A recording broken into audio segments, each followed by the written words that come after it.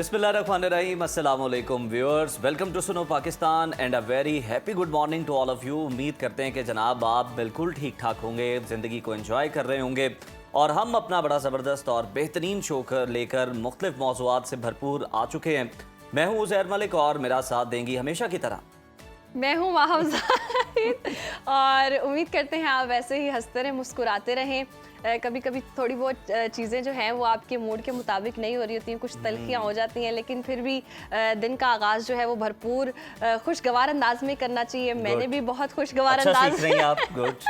क्योंकि अब देखें ना, हमें इतने सारे लोग देख रहे होते हैं तो हमारे मूड पे सबका मूड डिपेंड कर रहा होता है। अगर हम खुशबाश नहीं आएंगे तो फिर हमारी ऑडियंस कैसे खुशबाश होगी। तो हम यही चाहते हैं कि आप भी हंसते रहें, मुस्कुराते रहें। अपने दिन का आगाज़ है बहुत ही ज़बरदस्त। तो आपने जो है वो अच्छा जेस्चर दे ही दिया है।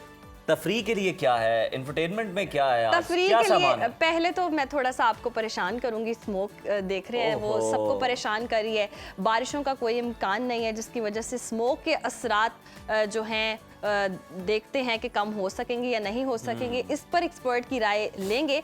मगर इसके साथ साथ खुशी की बात यह है कि आज हमारे साथ प्रोग्राम में शामिल होंगे लाइफ कोच और फिटनेस ट्रेनर, जो हमें स्मोक के दौरान घर में फिट रहने के आसान तरीके बताएंगे, कुछ एक्सरसाइजेस बताएंगे जिनके जरिए जी आप अपना वजन भी कम कर सकते हैं और अपने आप को फिट भी रख सकते हैं। यानी बाहर जाने की कोई जरूरत नहीं है, इंडोर एक्टिविटीज आप अपनी जारी रखें। और जनाब प्रोग्राम में आम आदमी की हवाले से बात करेंगे कि वो स्टॉक मार्केट में सरमायाकारी कैसे शुरू कर सकता है, क्योंकि हमारी जो स्टॉक मार्केट है उसने बहुत ग्रो किया है और कामयाब सरमायाकारी के लिए कौन सी मालूमात एक आम आदमी को दरकार होती हैं, एक्सपर्ट की राय जो है वो जानेंगे। और साथ ही हेल्थ की भी बात करेंगे।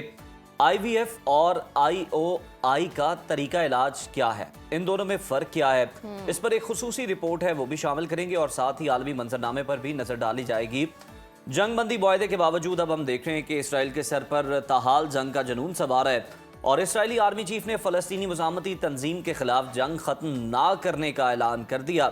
इसके साथ पाक अफगान कशीदगी की ताज़ा तरीन सूरत हाल पर भी खुसूसी तज्जिया पेश करेंगे। और इसके साथ साथ नाज़रीन प्रोग्राम में बात करेंगे पाकिस्तान में आने वाले दिनों में सोने की कीमतों में कितनी कमी होगी या इजाफा होगा, और इसके अलावा सोना खरीदते वक्त कौन कौन सी एहतियाती तदाबीर अपनानी चाहिए, इस पर भी खुसूसी गुफ्तगू करेंगे ताकि आजकल में अगर सोना खरीदना आप लोग चाह रहे हैं तो खरीद लें। क्योंकि आने वाले वक्तों में हम देख रहे थे कि लास्ट वीक जब हमने बात की थी तो सोना बहुत महंगा होने वाला है। आपका तो पूरा फोकस ही आजकल गोल्ड पे है, व्लॉग्स में भी और वैसे भी। तो जनाब पंजाब हुकूमत की जानिब से किए जाने वाले जो बड़े फैसले हैं उनको भी आज हम ज़ेरे बहस लाएंगे। और इसके मुताबिक 15 नवंबर के बाद बगैर ETS सर्टिफिकेट गाड़ियां कब्जे में ले ली जाएंगी और सेहत को कैसे नज़रअंदाज किया जा सकता है। जनाब हमारे होते हुए सर्दियों में जोड़ों के मसाइल क्यों बढ़ते हैं और मुसलसल जो आप देखते हैं कि लोग शिकायत कर रहे होते हैं कि उनके पट्टे जो हैं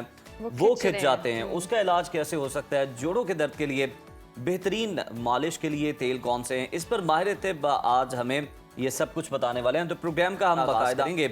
और मौसम के हवाले से आपको बता दें तो स्मॉग जो है वो दिन ब दिन बढ़ती जा रही है, जैसे माहम ने भी जिक्र किया था। शहर का जो फ़ज़ाई मयार है ख़तरनाक हद तक गिर चुका है। शहरी सांस लेने में दुश्वारी, आंखों में जलन और खांसी की शिकायत कर रहे हैं। सर्दी के मौसम की आमद के साथ ही धुंध के इम्कानात में भी इजाफा हो गया है।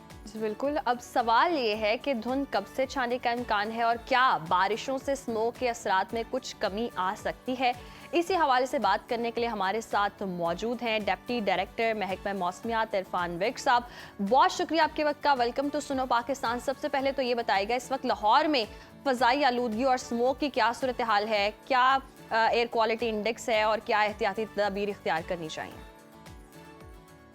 कि जी जो एयर क्वालिटी इंडेक्स है वो 300 के लगभग जो है ना वो चल रहा है लाहौर में, और मुख्तलिफ जगहों पे इसकी मकदार मुख्तलिफ है।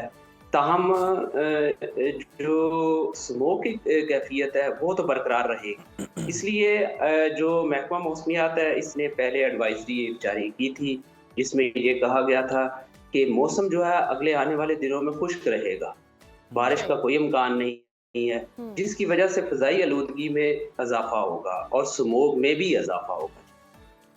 इरफान साहब, धुंध का सिलसिला कब से शुरू होने का इम्कान है, क्योंकि बड़ा डेडली कॉम्बिनेशन होता है स्मोक का और फिर फॉग का। और उसके बाद तो जनाब नज़र ही कुछ नहीं आ रहा होता, फिर मोटरवेज और बड़ी शाहराहें तो वैसे ही बंद होती हैं। तो ये शिद्दत कब से बढ़ सकती है? ये देखिए, स्मोक जो होती है बेसिकली, ये स्मोक जो हवा के अंदर जो स्मोक होती है, फ़िज़ाई आलूदगी होती है, और जो फॉग होती है उसका जी। कॉम्बिनेशन होता है ये स्मोक। बिल्कुल। अच्छा। जैसे जैसे नमी का तनासब बढ़ना शुरू हो जाता है, तो स्मोक में इजाफा होना शुरू हो जाता है, क्योंकि फॉग का एलिमेंट भी उसके अंदर आ जाता है। सही। अब ऐसा है कि जैसे ही ये नवंबर का आगाज़ होगा और आने वाले जो दिन होंगे, इसमें जो है वो मुख्तलिफ इलाकों में, ख़ास तौर पे लाहौर और इसके गिरदोनवा में जो है वो नमी का तनासब बढ़ेगा। जैसे कि सियालकोट के इलाके भी हैं, गुजरांवाला के इलाके भी हैं, फैसलाबाद के इलाके हैं। यहाँ पर जो है वो नमी का तनासब जो है ना वो बढ़ेगा। जैसे मशरक़ी हवाएं जो है ना वो दाखिल होंगी, तो उससे जो है ना ये इजाफा होगा, जिससे स्मोक में मज़ीद इजाफा होने का इम्कान है। इसमें कमी नहीं होगी।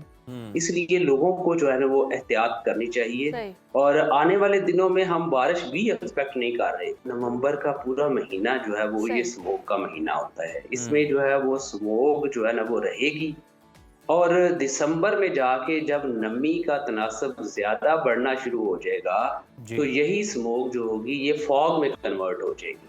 यानी कि वो जो आपकी इम्प्योरिटीज़ हैं एयर में, वो नीचे सबसाइड हो जाएंगी, वो बैठ जाएंगी। वो जो एरोसोल्स होते हैं हवा के अंदर, जब उसमें वाटर ड्रॉप बैठेगा और वो भारी हो जाते हैं और वो नीचे सस्पेंड हो जाती है, यानी कि ज़मीन के ऊपर जो है ना वो लग जाते हैं, जिससे जो है ना वो फॉग शुरू हो जाती है। तो फॉग का जो सीज़न होगा ये दिसंबर में स्टार्ट होगा। उससे पहले जो होगा वो स्मोक ज़्यादा रहेगी, उसमें स्मोक का एलिमेंट। अच्छा इरफान साहब, ये जो बारिशें हम जो एक्सपेक्ट कर रहे हैं कि दिसंबर में शायद हो सकती हैं, तो इससे क्या मुस्तकिल बेहतरी आ जाएगी या सिर्फ चंद रोज़ के लिए आर्जी रिलीफ होगा ये? देखिए, अभी तो हम अगले आने वाले दिनों में, हफ्ता 10 दिन में कोई ऐसी बारिश नहीं देख रहे। सही। और इसके अलावा जो हमने सीज़नल फ़ोरकास्ट जो हमारी इशू हुई है, उसमें हमने यही बताया है कि जो अगले 2 माह हैं, इनमें बारिशें कम हैं। तो अभी ऐसा कोई स्पेल नहीं है जिससे कोई रिलीफ मिल सके।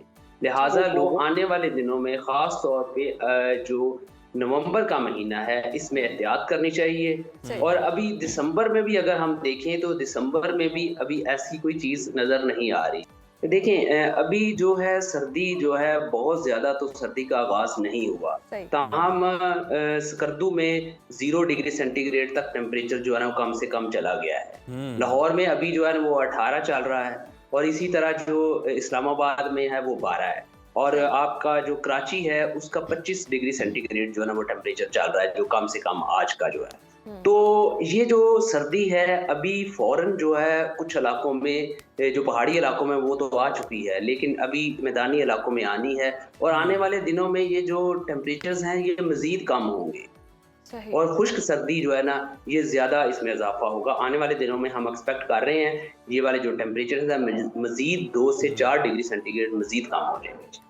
बिल्कुल ठीक है, बहुत शुक्रिया आपका इरफान वेग साहब, डिप्टी डायरेक्टर महकमा मौसम यहाँ मौजूद थे और बता रहे थे कि नवंबर तक जो है आपको झेलना पड़ेगा स्मॉग को, और उसके बाद उम्मीद की जा सकती है कि जैसे ही बारिशें होंगी तो उसके बाद जो रिलीफ है वो मिल सकता है आवाम को।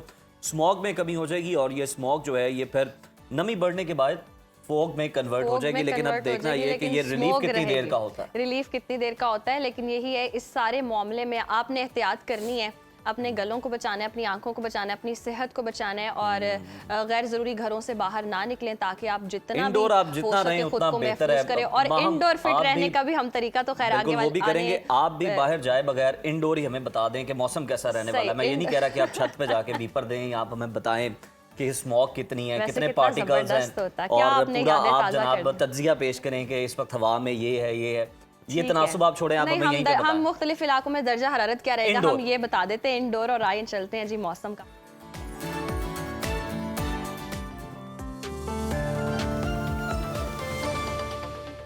तो नाज़रीन, मुल्क के बेशतर इलाकों में मौसम खुश्क रहेगा, जबकि पहाड़ी इलाकों में रात और सुबह के औकात में मौसम सर्द रहने का इम्कान है। महकमा मौसमियात के मुताबिक मशरकी पंजाब के बेशतर अजला में स्मोक का राज बरकरार रहेगा। मुख्तलिफ शहरों में मौसम की क्या सूरत हाल है, आइए जानते हैं। तो सबसे पहले बात करते हैं आबशारों और सब्ज़ाज़ारों की सरजमीन गिलगित बल्तिस्तान की, जहां पर बेशतर इलाकों में मौसम सर्द और मतला जुज़वी अब्र आलूद रहेगा। गिलगित में ज़्यादा से ज़्यादा दर्जा हरारत 19 और कम से कम 7 डिग्री रहने का इम्कान है।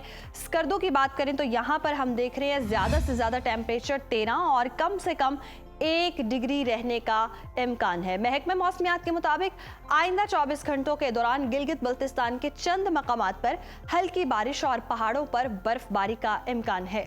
और अब आपके साथ शेयर करते हैं चश्मों और झरनों के नगर आज़ाद कश्मीर का मौसम, जहां बेशतर इलाकों में मौसम खुश्क रहेगा।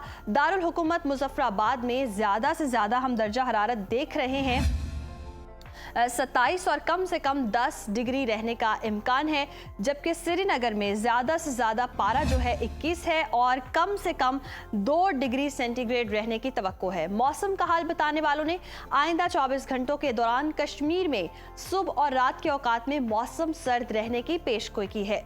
और अब रुख कर लेते हैं मेहमान नवाजों की धरती खैबर पख्तूनख्वा का और आपके साथ शेयर करते हैं KPK का मौसम, जहां हम देख रहे हैं बेशतर अजला में मौसम खुश्क रहेगा, जबकि पहाड़ी इलाके सर्दी की लपेट में रहेंगे। सूबाई दारुल हुकूमत पेशावर की बात करें तो यहाँ पर हम देख रहे हैं ज़्यादा से ज़्यादा दर्जा हरारत 31 और कम से कम 16 डिग्री रहने का इम्कान है। सवात में हम देख रहे हैं ज़्यादा से ज़्यादा जो टेम्परेचर है वो है 20 और कम से कम 4 डिग्री रहने की तवक्को है। महकमे मौसमियात के मुताबिक आइंदा 24 घंटों के दौरान चित्राल, दीर, सवात, कोहिस्तान और कुर्रम में चंद मकामात पर बारिश और पहाड़ों पर बर्फबारी हो सकती है। और अब जिक्र हो जाए लहलहाते खेतों के देश पंजाब का, जहां हम देख रहे हैं कि अक्सर इलाकों में मौसम खुश्क रहेगा। सूबाई दारुल हुकूमत लाहौर लिए चलेंगे जी आपको। यहाँ पर हम देख रहे हैं जो ज़्यादा से ज़्यादा टेम्परेचर है वो है 31 और कम से कम 19 डिग्री रहने का इम्कान है। इस्लामाबाद की बात करें तो यहाँ पर ज़्यादा से ज़्यादा पारा 29 और कम से कम 16 डिग्री रहने की तवक्को है। जिक्र कर लें अगर मुल्तान का, तो यहाँ पर हम देख रहे हैं जो मैक्सिमम टेम्परेचर है वो है 32 और मिनिमम 19 डिग्री रहने का इम्कान है। महकमे मौसमियात ने आइंदा 24 घंटों के दौरान लाहौर, गुजरावाला, कसूर, शेखुपुरा, उकाड़ा, फैसलाबाद, सियालकोट, खानेवाल, रहीम यार खान, बहावलपुर और मुल्तान में स्मोक छाए रहने का इम्कान जाहिर किया है। और अब जिक्र हो जाए रकबे के लिहाज से सबसे बड़े सूबे बलोचिस्तान का, जहां पर हम देख रहे हैं कि बेशतर इलाकों में मौसम खुश्क रहेगा।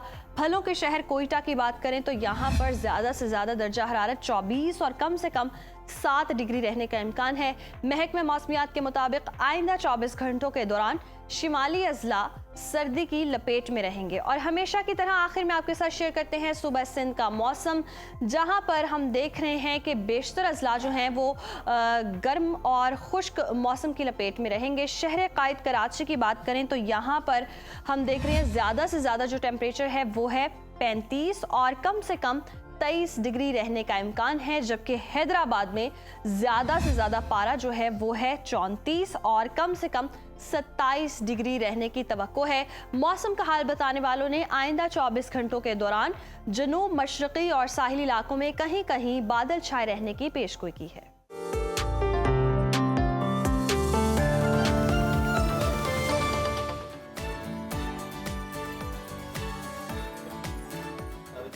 तो नाज़रीन, अब मौसम की सूरत हाल आपने जानी है और अब स्मॉग का मौसम है। घर से बाहर निकलना ना सिर्फ मुश्किल है बल्कि सेहत के लिए ख़तरनाक भी है।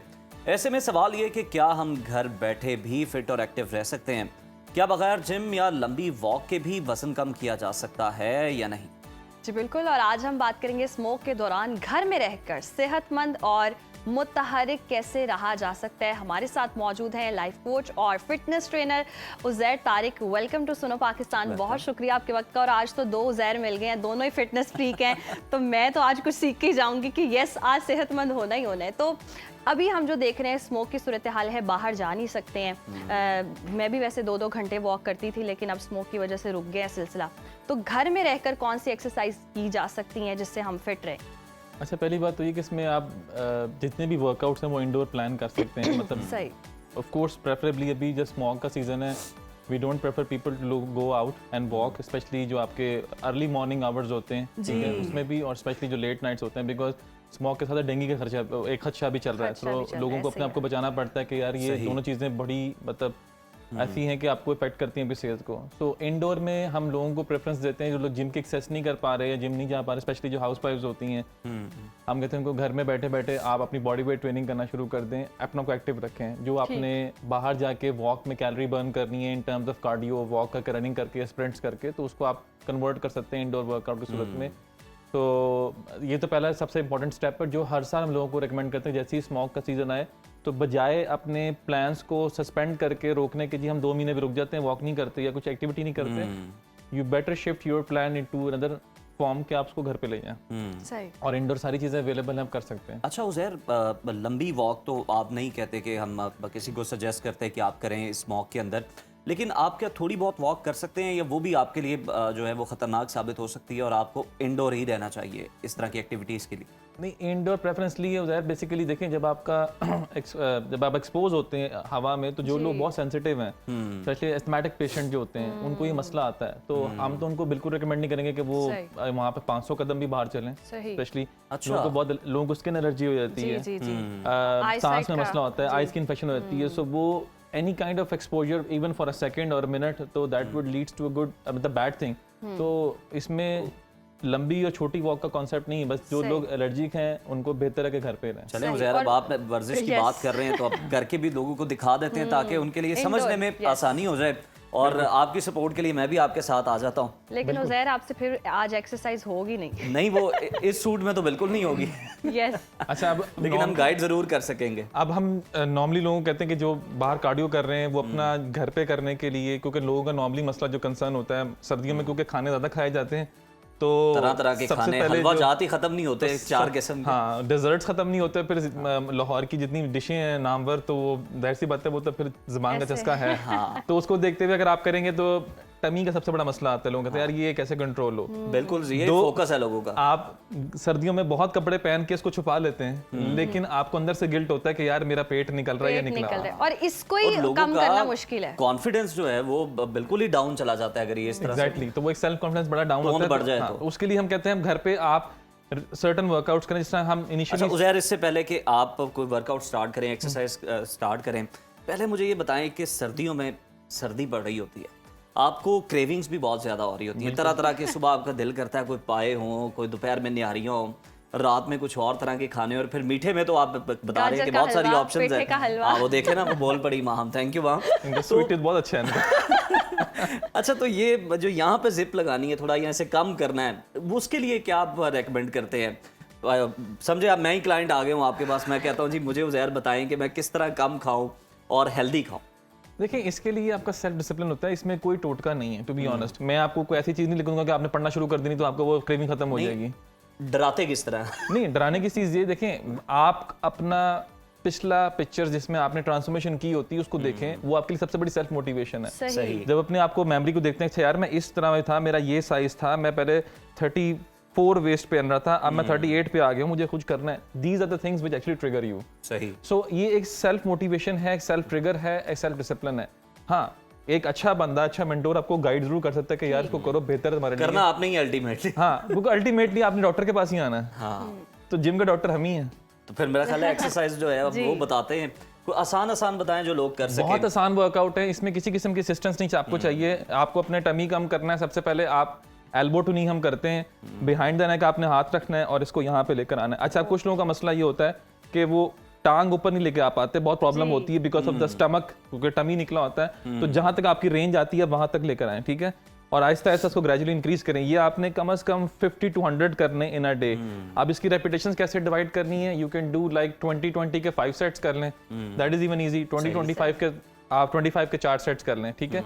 उसके बाद आपने क्या करना है, हम नॉर्मली करते हैं हाई नीज, ठीक है। उसका वैसे तो पैटर्न ये होता है कि आपने तेज करनी होती है, ठीक है। पर अगर आप इनिशियल बिगिनर्स हैं तो अगर आप इजी हो जाएं, अब आप इसको ऐसे पकड़ के आराम से कर सकते हैं। अच्छा, आप इसकी हाथ की मूवमेंट को भी बढ़ाते हैं, because that will gives you a kind of a stigma कि जी मैं कोई रनिंग कर रहा हूं। अच्छा, रनिंग में भी कहते हैं कि हाथ आपके जो है ना ये विंग का काम करते हैं आपके। एग्जैक्टली, ट्रेडमिल के भी ऊपर आप जब वॉक करते हैं तो अक्सर लोग यूं करके, अच्छा, कुछ लोग पकड़ लेते हैं कि सेंसर पे हार्ट रेट भी आ रहा होगा और वो ये सारी चीजें भी। देखें, सेंसर तो आपको आपको बताने के लिए ना कि आपका हार्ट रेट, पल्स क्या है, Yes. वो दैट्स फाइन, बट ट्रेडमिल जब भी करें, मैं वैसे बता रहा हूँ, जो लोग ट्रेडमिल करते हैं हाथ छोड़ के करें, अपना बैलेंस। ये दोनों ही कर सकते हैं, खवातीन और मर्द दोनों Yes. ये सेम ये एक्सरसाइज। हाउसवाइफ भी जो हैं वो भी बड़े Yes, वो कर सकती आराम हैं। से इसको कर सकती ठीक है। हैं। अब इसके बाद हमारे पास बड़ा अच्छा वर्कआउट होता है जिसको हम टच टोज बोलते हैं। इस सिंपल इस पोजीशन में जाना है और आपने ऑल्टरनेट टोज को अपने ऑल्टरनेट हाथ से टच करना है। ये सिंपल, और ये बैली के लिए बहुत इफेक्टिव है। लेकिन और अगेन कोर भी बड़ा अच्छा इससे Yes. उज़ैर होगा। और इसमें आपने अगेन रेपिटेशन कम से कम 50 to 100 करनी है। डिवीजन वही होगी 20/5 कर लें या 25/4 कर, ठीक है। सही। इसको करें। इसके बाद हमारे पास एक बहुत अच्छा वर्कआउट है, इसको हम बोलते हैं माउंटेन क्लाइंबर्स। ओह, वो अक्सर लोग करते हुए घबराते हैं, उसमें पोस्चर का मसला आता है। नाम लेकिन सुन के बड़ी टेंशन हो गई। अच्छा वैसे मुझे भी जब मैंने भी ये स्टार्ट किया था मुझे भी ये मुश्किल ही लगता है। लेकिन बड़ा इजी, देखिए माउंटेन क्लाइंबिंग। इसमें सिंपल प्रोसीजर है। आपने पहले पोस्चर पे फोकस करना है कि पोस्चर आपका जो आपका पाम है that should be under your shoulder, ठीक है। ओके, ये आपकी पोजीशन होगी, ठीक है। अब इसमें आपने पहले इसका स्लो वर्जन है कि ये लेग आगे आएगी और हवा में रहेगा। अच्छा क्रॉस में जाना उज़ैर या बिल्कुल स्ट्रेट? दोनों ऑप्शन है। अगर आप एडवांस मोड में जा रहे हैं तो आप क्रॉस कर सकते हैं, ओके, और अगर आप बिगिनर मोड में तो आप सीधा कर सकते हैं। सही so this is the position. अच्छा, नॉर्मली लोग इसमें करते हैं तो उसको ऐसे लेके जाते हैं जी। आपने नी टच नहीं करना, ठीक है। दिस इज द पोजीशन, आपकी बैक स्ट्रेट है, हिप अलाइंड है, और ये पोजीशन है। ये क्रॉस वर्जन है इसका, और ये इसका स्ट्रेट वर्जन है। और उज़ैर इसका इफेक्ट कहाँ का आ रहा होता है जरा ये भी बता दे, क्योंकि मैंने तो ये करके देखा, मुझे तो ये कार्डियो भी लगा है। इट्स अ कंप्लीट मुझे कोर के लिए भी लगा है और ये मुझे ये एब्स के लिए भी लगा है। बेसिकली ये आपकी कोर स्ट्रेंथ को इंक्रीज करता है सबसे पहले, लेकिन लेग्स वर्कआउट में लिया आपको ग्लूट्स और आपके क्वाड्रिसेप्स को भी एंगेज करता है, Hamstring ठीक है, भी। और हैमस्ट्रिंग भी ऑफ कोर्स में एंगेज होती है, आपके शोल्डर पर रहती है। तो ये जो मूवमेंट है actually it's a compound movement, तो आपके मल्टीपल मसल इसमें एंगेज हो रहे होते हैं। तो इट्स नॉट ओनली, लेकिन जिन्होंने अपनी बेली फैट को कम करना है ये बेस्ट है।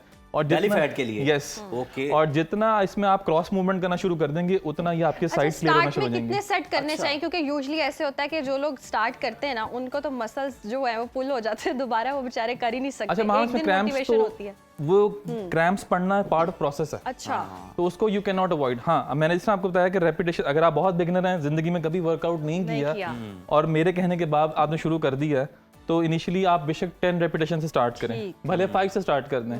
You need to take a start. ये तो है। तो करते करते ऐसा मैंने बताया कि जो अच्छा बंदा कर रहा है, जो बिल्कुल एडवांस लेवल पहुंच गया, तो वो 20 रेपिटेशन के 5 सेट करे।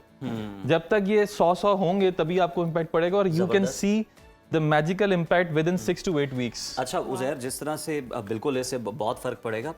हम बात कर रहे थे कि टमी की और ये साइड्स की, इसकी लोगों को बहुत ज्यादा जो है ना फिक्र रहती है, क्योंकि फैट डिपॉजिट ही यहाँ पे होता है। Yes. अच्छा, एक तो हम पेट की 1-2 और एक्सरसाइजेस कुछ बता दें इसीलिए, और फिर उसके बाद साइड्स के हवाले से भी कुछ बताएं कि उसके लिए कौन सी ट्रेनिंग बेस्ट है। ओके, साइड्स के लिए हम रशियन ट्विस्ट करते हैं। इसमें के डिफरेंट, अच्छा जो बंदा बिगनर कर रहा है वो तो सिंपल इस पोजीशन में आ जाए, ठीक है।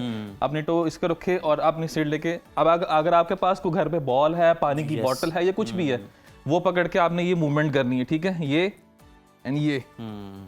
और एल्बोज जो हैं वो आपकी थाइस को टच नहीं होनी चाहिए। नहीं, आपके ये पकड़ाने का मकसद सिर्फ ये कि ताकि आपको अपने हाथ पे पता हो कि मैं ये चीज को घुमा रहा हूँ। ओके, सो ये इंपॉर्टेंट मूवमेंट है।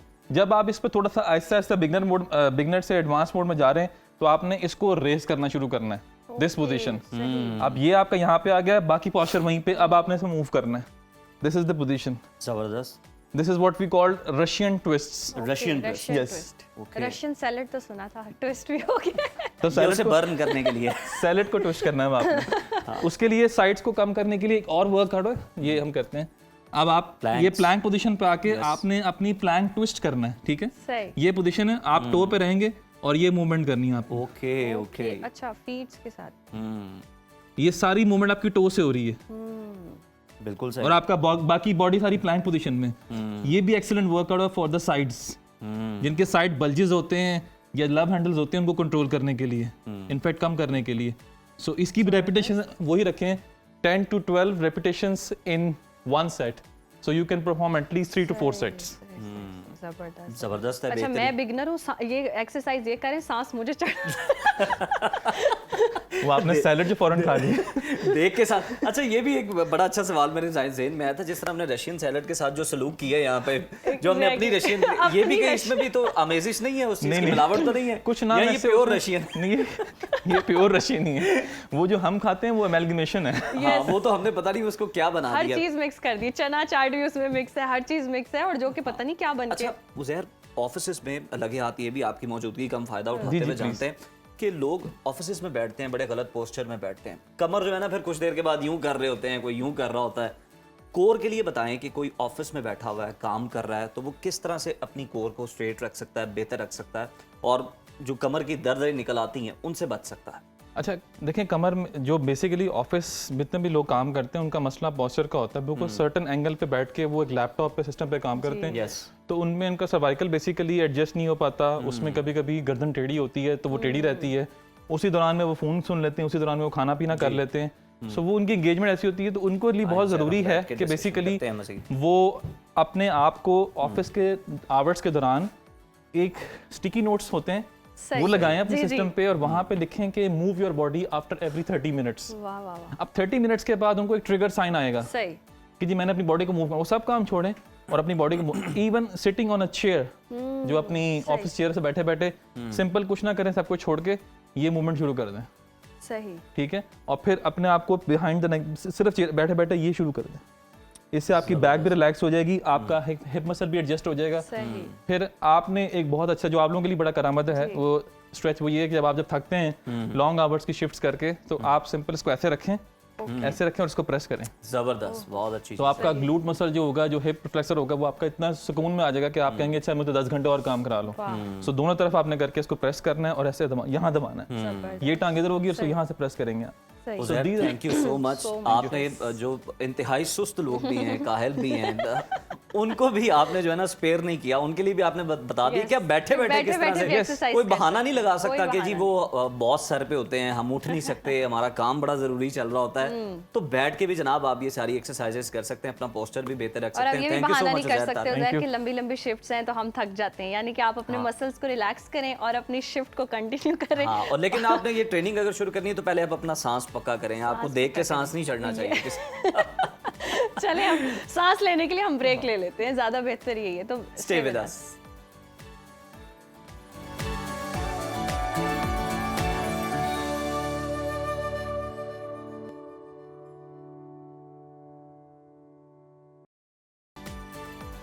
Welcome back. स्टॉक मार्केट एक ऐसी दुनिया है जहां लम्हों में किस्मत बदल सकती है। कुछ लोग तो इसे बिजनेस कहते हैं, तो कुछ गैर यकीनी सरमायाकारी समझते हैं।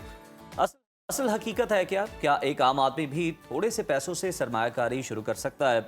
अगर हाँ, तो फिर कैसे, इसका तरीक़ेकार क्या है? जी बिल्कुल नाज़रीन, आज के सेगमेंट में बात करेंगे कि स्टॉक मार्केट में कदम रखने से पहले किन चीज़ों का जानना ज़रूरी है, रिस्क कैसे कम किया जा सकता है, और क्या ख़वातीन भी इस मैदान में जो है वो अपनी बात मनवा सकती हैं, अपना मुनाफा कमा सकती हैं, मुनाफा कमा सकती हैं सरमायाकारी के जरिए। तो आज हम जानेंगे और हमारे साथ मौजूद हैं Ahmad शनाई, director Pakistan stock exchange. बहुत शुक्रिया आपके वक्त का। Welcome to Suno Pakistan. सबसे पहले तो ये बताइएगा कि एक आम शख्स स्टॉक मार्केट में सरमायाकारी का आगाज कैसे कर सकता है? जी वालेकुम सलाम, बहुत बहुत शुक्रिया। मुझे खुशी है कि आपने बिल्कुल बेसिक से जो है वो बात शुरू की है ताकि आम आदमी भी इसको समझ सके।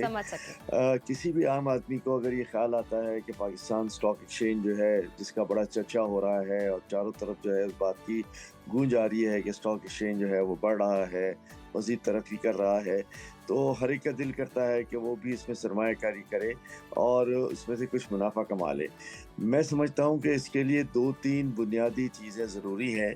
पहले तो ये कि ठीक है, आपका अपना स्टॉक का अकाउंट है, जो किसी भी 250 के करीब ब्रोकर्स हैं, उनके ज़रिए स्टॉक एक्सचेंज जाकर आप भी अपना अकाउंट खुलवा सकते हैं और उसके लिए जो डॉक्यूमेंटेशन है वो पूरी कर लें।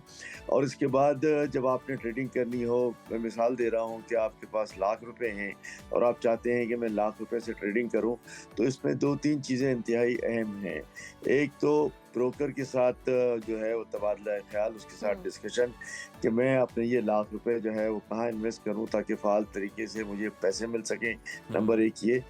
दूसरा, उसकी अपनी मेंटालिटी भी ये हो कि ये लॉन्ग टर्म बिजनेस है, मैं शॉर्ट टर्म बिजनेस में नहीं आ रहा और ये एक्सपेक्ट नहीं करना चाहिए कि आज मैंने पैसे इन्वेस्ट किए हैं तो कल जो है वो मुझे जो है उसका मुनाफा दुगना हो जाएगा, तिगना हो जाएगा। नहीं, ऐसे नहीं होता।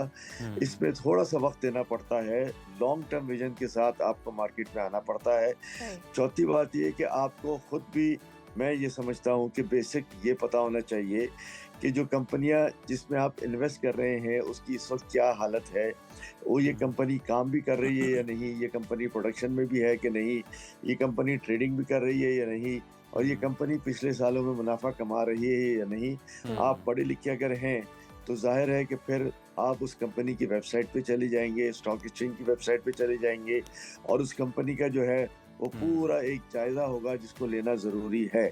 मैं तो यहाँ लोगों से ये कहता हूँ कि जब आप कोई जायदाद खरीदने जाते हैं और ये एक्सपेक्ट करते हैं कि ये प्लॉट 2 साल में दुगना हो जाएगा, तिगना हो जाएगा, तो उसके लिए भी साल लगता है, 2 साल लगते हैं, 6 महीने लगते हैं। और उस प्लॉट को ख़रीदने के लिए भी आप जो है वो 100 जगह मशवरे करते हैं, मुख्तलिफ स्टेट एजेंट्स के पास जाते हैं, मुख्तलिफ जो ट्रेड के माहिर हैं उनके पास बात करते हैं। तो फिर स्टॉक एक्सचेंज में क्यों नहीं हम मशवरा करते, क्यों नहीं लोगों से उसका जायज़ा लेते और उसके बाद उसमें जाते हैं।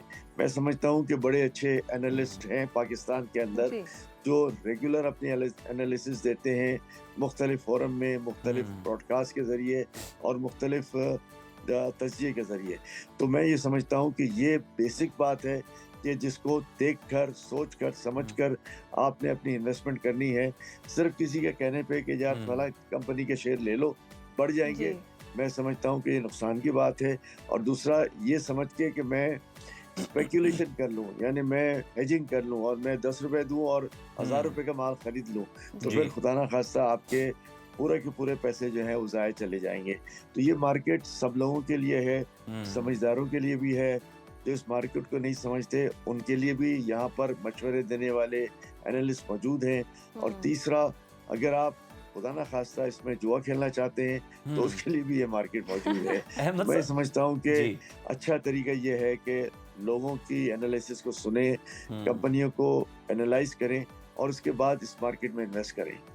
अहमद साहब, आपने बड़े अच्छे पॉइंटर्स की सूरत में बता दिया है कि किस किस चीज़ का ख्याल रखना है बिगनर को। सर, 2-3 चीज़ें जो मैं आपसे जानना चाह रहा हूँ कि एक तो आप ब्रोकर के पास जाते हैं, आपने टोटली उस पर रिलाई करना है या आपका अपना नॉलेज भी होना चाहिए अगर आप फर्स्ट टाइम जा रहे हैं, इन्वेस्ट करना चाह रहे हैं? दूसरा, अगर आपके पास आपकी माली हैसियत अच्छी है, बहुत सारे पैसे भी हैं, तो आपको वो सारे पैसे लगाने चाहिए या थोड़े से शुरू करना चाहिए? और साथ ही साथ अगर हम देखें नंबर 3, जिस तरह आपने सर प्रॉपर्टी की बात की कि मतलब लोग ये देखते हैं कि ग्रोइंग है, तो आपने कंपनीज वो देखनी है जो ग्रोइंग है या जो ऑलरेडी ग्रो कर चुकी हैं, उनमें आपको उसके शेयर्स जो हैं वो खरीदने चाहिए? देखिए, मैंने जब कहा कि आप ब्रोकर के पास जाएं तो ब्रोकर की का मशवरा भी अपनी जगह पर है और आपकी अपनी स्टडी भी होनी चाहिए कि आप वेबसाइट पे जाकर उस कंपनी के बारे में ये देख लें कि वो कंपनी काम कर रही है, उसके शेयर का ट्रेंड क्या है। अगर शेयर नहीं बढ़ता तो वो डिविडेंड अगर दे रहा है, मैं समझता हूँ आजकल डिविडेंड यील्ड भी जो है वो 8-9% के करीब है और कैपिटल यील्ड जो मैं समझता हूँ कि 20% से तजावज़ कर गई है। तो 20 और 7-8% अगर मिलते हों और कहीं रिटर्न आपको एनुअलाइज 28% आता हो, तो मैं समझता हूँ कि ये सबसे लुक्रेटिव मार्केट है कि जहाँ आपको 28% का एक ओवरऑल यील्ड जो है वो साल के आखिर में मिल जाता है। और खुदा ना खास्ता अगर कैपिटल यील्ड नहीं आती तो उस कंपनी का एक ट्रेंड देख लें कि वो कंपनी सालों साल से डिविडेंड दे रही है, 7-8% उसका डिविडेंड यील्ड आ रहा है, तो मैं समझता हूँ कि उसमें कोई हर्ज नहीं कि हम उसको खरीदें। रहा सवाल कि जी मैं पूरी इन्वेस्टमेंट कर दूँ या कुछ इन्वेस्टमेंट करूँ मेरी बचत का, तो हमेशा देखें समझदारी का तरीका ये होता है कि don't put all your eggs in one basket वाली बात है कि आप थोड़ा थोड़ा जो है वो सब जगह डालें। इसमें ज़ाहिर है इस्लामिक तरीके से भी इन्वेस्टमेंट्स होती हैं। तो अहमद साहब, स्टार्टिंग अमाउंट बता दें, कितनी अमाउंट होनी चाहिए जो कि हम सोचें कि हम स्टॉक में इन्वेस्ट कर सकते हैं? देखिए, मैं समझता हूँ 1-2 लाख से भी आपका अच्छा इन्वेस्टमेंट जो है वो हो सकता है। यहाँ कुछ कंपनीज के शेयर जो हैं वो अब स्प्लिट हो गए हैं, यानी कि उस कंपनी की कीमत अगर 1600 थी तो उसको 4 हिस्सों में डाल के 400 रुपये भी कर दिया गया है। तो जाहिर है कि उस 400 रुपये का जो है वो उसका चौथा हिस्सा आपको मिलता है और उस स्प्लिट पे भी जो है वो आप उस अच्छी कंपनी में इन्वेस्टमेंट कर सकते हैं। तो मैं तो ये समझता हूँ कि बिगनर है, 1-2 लाख रुपए से भी मार्केट में आना चाहता है तो उसके लिए मौके हैं, मार्केट में मुख्तलिफ टूल्स हैं और उसके लिए मैं ये समझता हूँ कि थोड़ा सा मार्केट का तज्जिया जानना बिल्कुल ज़रूरी है। मार्केट को समझना ज़रूरी है। ब्रोकर के साथ बैठकर उसके जो डीलर्स होते हैं उनके साथ मशवरा करना ज़रूरी है और फिर जो है वो मार्केट में इन्वेस्टमेंट करना चाहिए। अच्छा अहमद साहब, ये भी ज़रा बता दीजिएगा, इस पर भी आपका कमेंट चाहेंगे कि जो लोग मतलब ज़्यादा अरसा नहीं हुआ उन्हें स्टॉक खरीदे हुए, शेयर्स खरीदे हुए स्टॉक मार्केट में बहुत जल्दी कामयाब हो जाते हैं, उनकी क्या ऐसी खुसूसियात होती हैं, खूबियाँ होती हैं, या उनकी ऑब्जर्वेशन क्या होती है? और जो बहुत जल्दी फेल भी हो जाते हैं या बड़े एक्सपीरियंस होते हैं वो भी फेल्ड हो जाते हैं, तो उसके पीछे क्या वजह होती है जो आपने देखी? देखिए आपने पिछले 2 साल में मार्केट की अपसर्ज देखी है कि 27-28 हज़ार पॉइंट से जो है वो हम 1,65,000 पॉइंट की तरफ चले गए हैं और ये मंजिल बड़ी जल्दी तय हुई है। तो इन 2 सालों में जिसने स्टॉक मार्केट में अच्छे ब्लू चिप्स में इन्वेस्टमेंट किया है, बैंकिंग सेक्टर की तरफ चले गए हैं, फर्टिलाइज़र की तरफ चले गए हैं, ऑयल एंड गैस की तरफ चले गए हैं, आईटी अच्छी कंपनीज़ की तरफ चले गए हैं, उन्होंने ज़ाहिर है हम ये देख रहे हैं कि रातों रात जो है वो बहुत बड़ा गेन किया है और ये गेन ऐसा है कि जो 10 रुपए का शेयर था वो 100 रुपए का भी हो गया है। तो जाहिर है जिसने 10 रुपए का शेयर खरीदा है और उसको 100 रुपए मिल गए हैं तो उसका मुनाफा लाख रुपए से आप समझ लें 10 लाख रुपए चला गया है। तो मैं समझता हूँ कि ये एक बहुत बड़ा अपसर्ज है और ये अनप्रेसिडेंटेड है पाकिस्तान की स्टॉक की तारीख का। और इसमें ऐसे भी लोग हैं कि जिन्होंने ऐसे स्क्रिप्ट्स में इन्वेस्ट किया था कि जो स्क्रिप्ट्स बिल्कुल नहीं बढ़े और वो अपनी जगह पे मौजूद रहे हैं, लेकिन उनका कुछ ना कुछ डिविडेंड आया है। और बिल्कुल ही डेड कंपनीज हैं जिसमें आपने बगैर सोचे समझे इन्वेस्टमेंट कर ली है कि जो ना कंपनियां शेयर्स के बारे में उन्होंने डिविडेंड दिया है ना उनके शेयर प्राइस बढ़ा है। तो मैं समझता हूँ कि फिर आपने मार्केट में बगैर सोचे समझे किसी के कहने पे इन्वेस्टमेंट कर ली है और उसमें नुकसान ही उठाया है। तो मैं ये समझता हूँ कि एक तो सट्टेबाजी से इंतज़ार करना चाहिए कि हम सट्टेबाजी मार्केट में ना करें, दूसरा सोच समझ कर अच्छे स्क्रिप्ट्स में इन्वेस्टमेंट करें। स्टॉक मार्केट में मैं आज भी कहता हूँ कि बहुत बड़ा पोटेंशियल है और कुछ नहीं तो 8-10% डिविडेंड यील्ड अपनी जगह पे मौजूद है। बिल्कुल दुरुस्त फरमाया अहमद साहब आपने कि सोच समझ कर स्ट्रेटजी के साथ आपको इन्वेस्ट करना चाहिए। जिस तरह से हम गोल्ड की कीमत देख रहे हैं, कोई एक कीमत नहीं, हम अंदाज़ा नहीं लगा सकते क्योंकि आने वाले वक्तों में कहा जा रहा है गोल्ड बहुत महंगा होगा, बड़ी अनप्रेडिक्टेबल सी सूरत हाल है। लेकिन अभी कुछ अरसे में हमने देखा कि गोल्ड की कीमत कम भी हुई। तो इस तरह की सूरत हाल में क्या प्रेडिक्शन की जा सकती है कि इस सिचुएशन में हम किस शेयर पर ज़्यादा इन्वेस्ट करें या आगे जाके लॉस होगा या फ़ायदा होगा?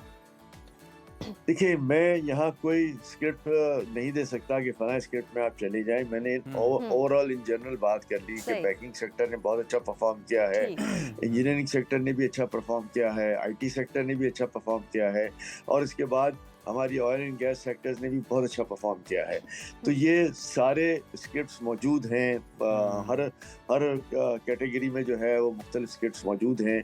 उन स्क्रिप्ट्स को जो है वो बिल्कुल देखें, उसको समझें।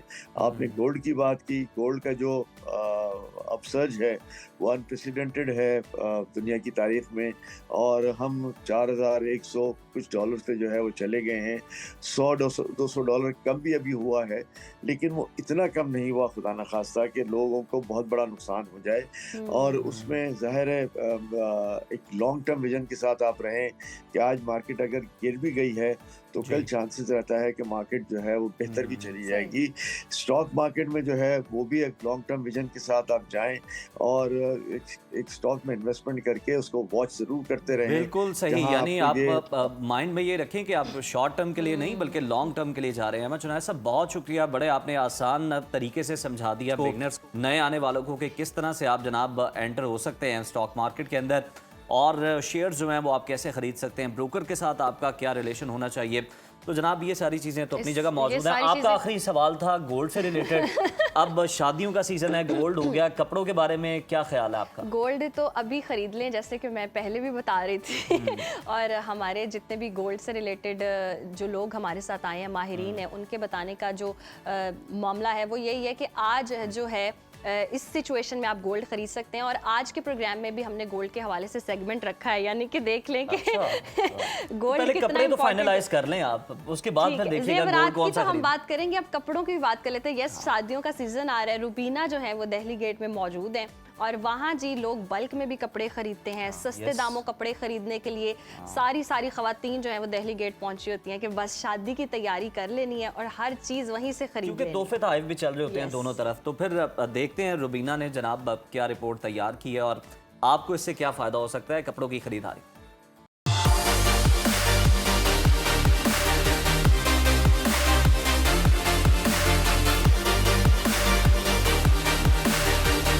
आज हम लाहौर की सबसे बड़ी और सबसे सस्ती कपड़े की मार्केट आज़म मार्केट में मौजूद हैं और यहाँ पर आप मेरे चारों तरफ रश देखकर भी अंदाज़ा लगा सकते हैं कि कितनी सस्ती मार्केट है। और सस्ती मार्केट हो और वहाँ पर ख़वातीन ना हो और मैं भी बहुत एक्साइटेड हूँ और मेरे जो चेहरे की मुस्कुराहट है वो भी दुबाला हो चुकी है। आज हम मार्केट का विजिट करते हैं, डिफरेंट शॉप्स को देखते हैं उसमें किस तरह का कपड़ा है और ब्राइडल सूट्स, फॉर्मल बियर्स और लॉन बियर्स, जॉर्जेट का सारी क्वालिटी यहाँ पर कहा जाता है कि मौजूद है। मेरे साथ रहेगी और साथ ही साथ में हम लोगों से बात भी करते हैं कि वो कितना सेटिस्फाइड है।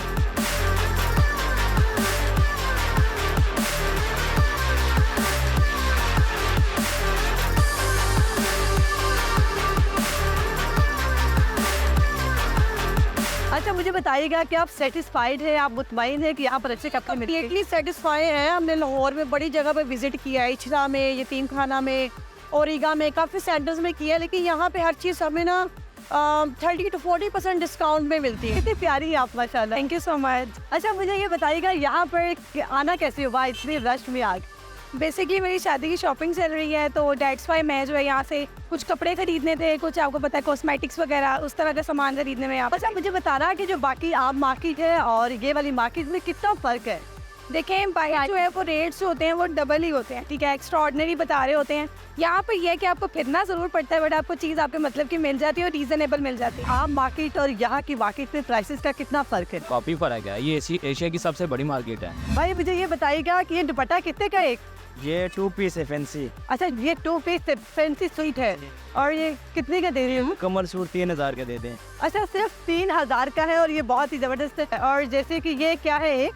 ये फैंसी सूट है, 2 पीस है फैंसी सूट है और ये कितना प्यारा है। ब्लैक देख के तो गर्ल्स हमेशा ब्लैक पहनना ही पसंद करती है।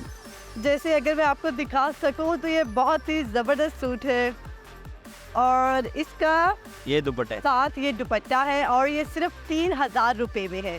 और अगर आप किसी ये ब्रांड में जाएं तो आपको लग पता जाएगा। और ये कितना ज़बरदस्त दुपट्टा है अगर आप इसको इस तरह से कैरी करें तो वाह। अच्छा भाई मुझे बताइएगा कितने अर्से से आपकी ये शॉप है यहाँ पर? ये 3-4 साल से। अच्छा अगर मैंने ये लेना हो तो कितने का देंगे आप मुझे? आपको भी यही रेट देंगे। मुझे हमने आगे भी लेस करके लगाए हुए हैं।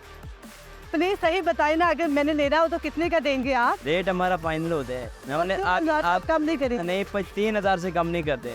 भाई इसकी प्राइस बताइएगा। इसका रेट है 25 लेकिन आपको 2000 की देंगी होलसेल रेट में। वाह कितनी प्यारी है, वेलवेट की शॉल है जैसे कि अभी सर्दियाँ स्टार्ट होने वाली है और इस तरह की इनके पास बहुत ही अच्छे डिजाइन है। अच्छा सर ये बताइएगा जो बाकी आम मार्केट और इस मार्केट में प्राइस है कितना? मीर आसमान का फर्क है। यही पीस अगर लिबर्टी वगैरह हो तो वहाँ पे 3500-4000 रुपये इसका रेट है यही क्लॉथ का।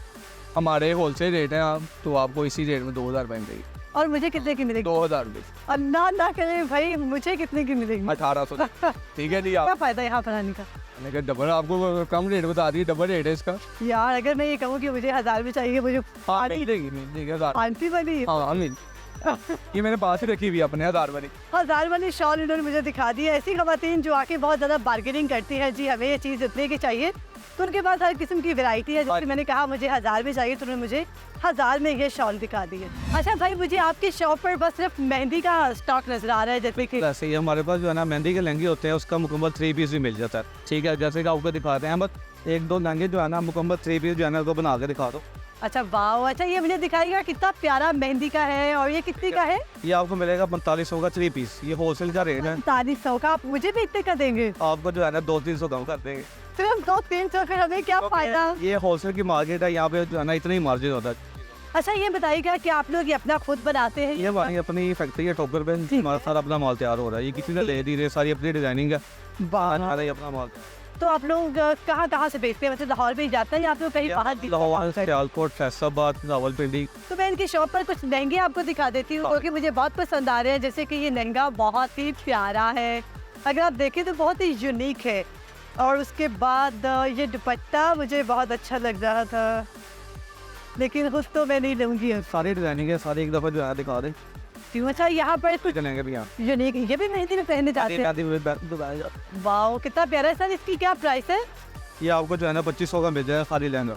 अच्छा, ये अकेला 3200 का है और कितना क्यूट है। वाह, अगर मैं आपको ये लहंगा दिखाऊं तो इट्स अमेजिंग। इसकी कुर्ती कहाँ पर है?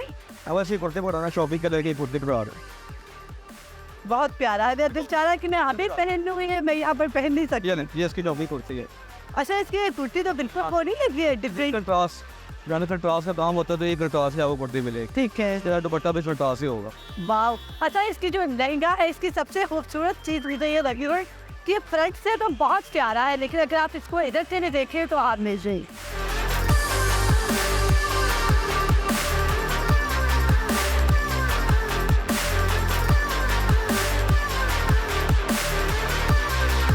अच्छा, ये ब्राइडल लहंगे और बहुत प्यारी प्यारी फ्रॉक्स और इस तरह के फॉर्मल वियर्स मुझे नजर आ रहे हैं। ये आपने कहीं से बने बनाए उठाए हैं या हम अपना तैयार कर?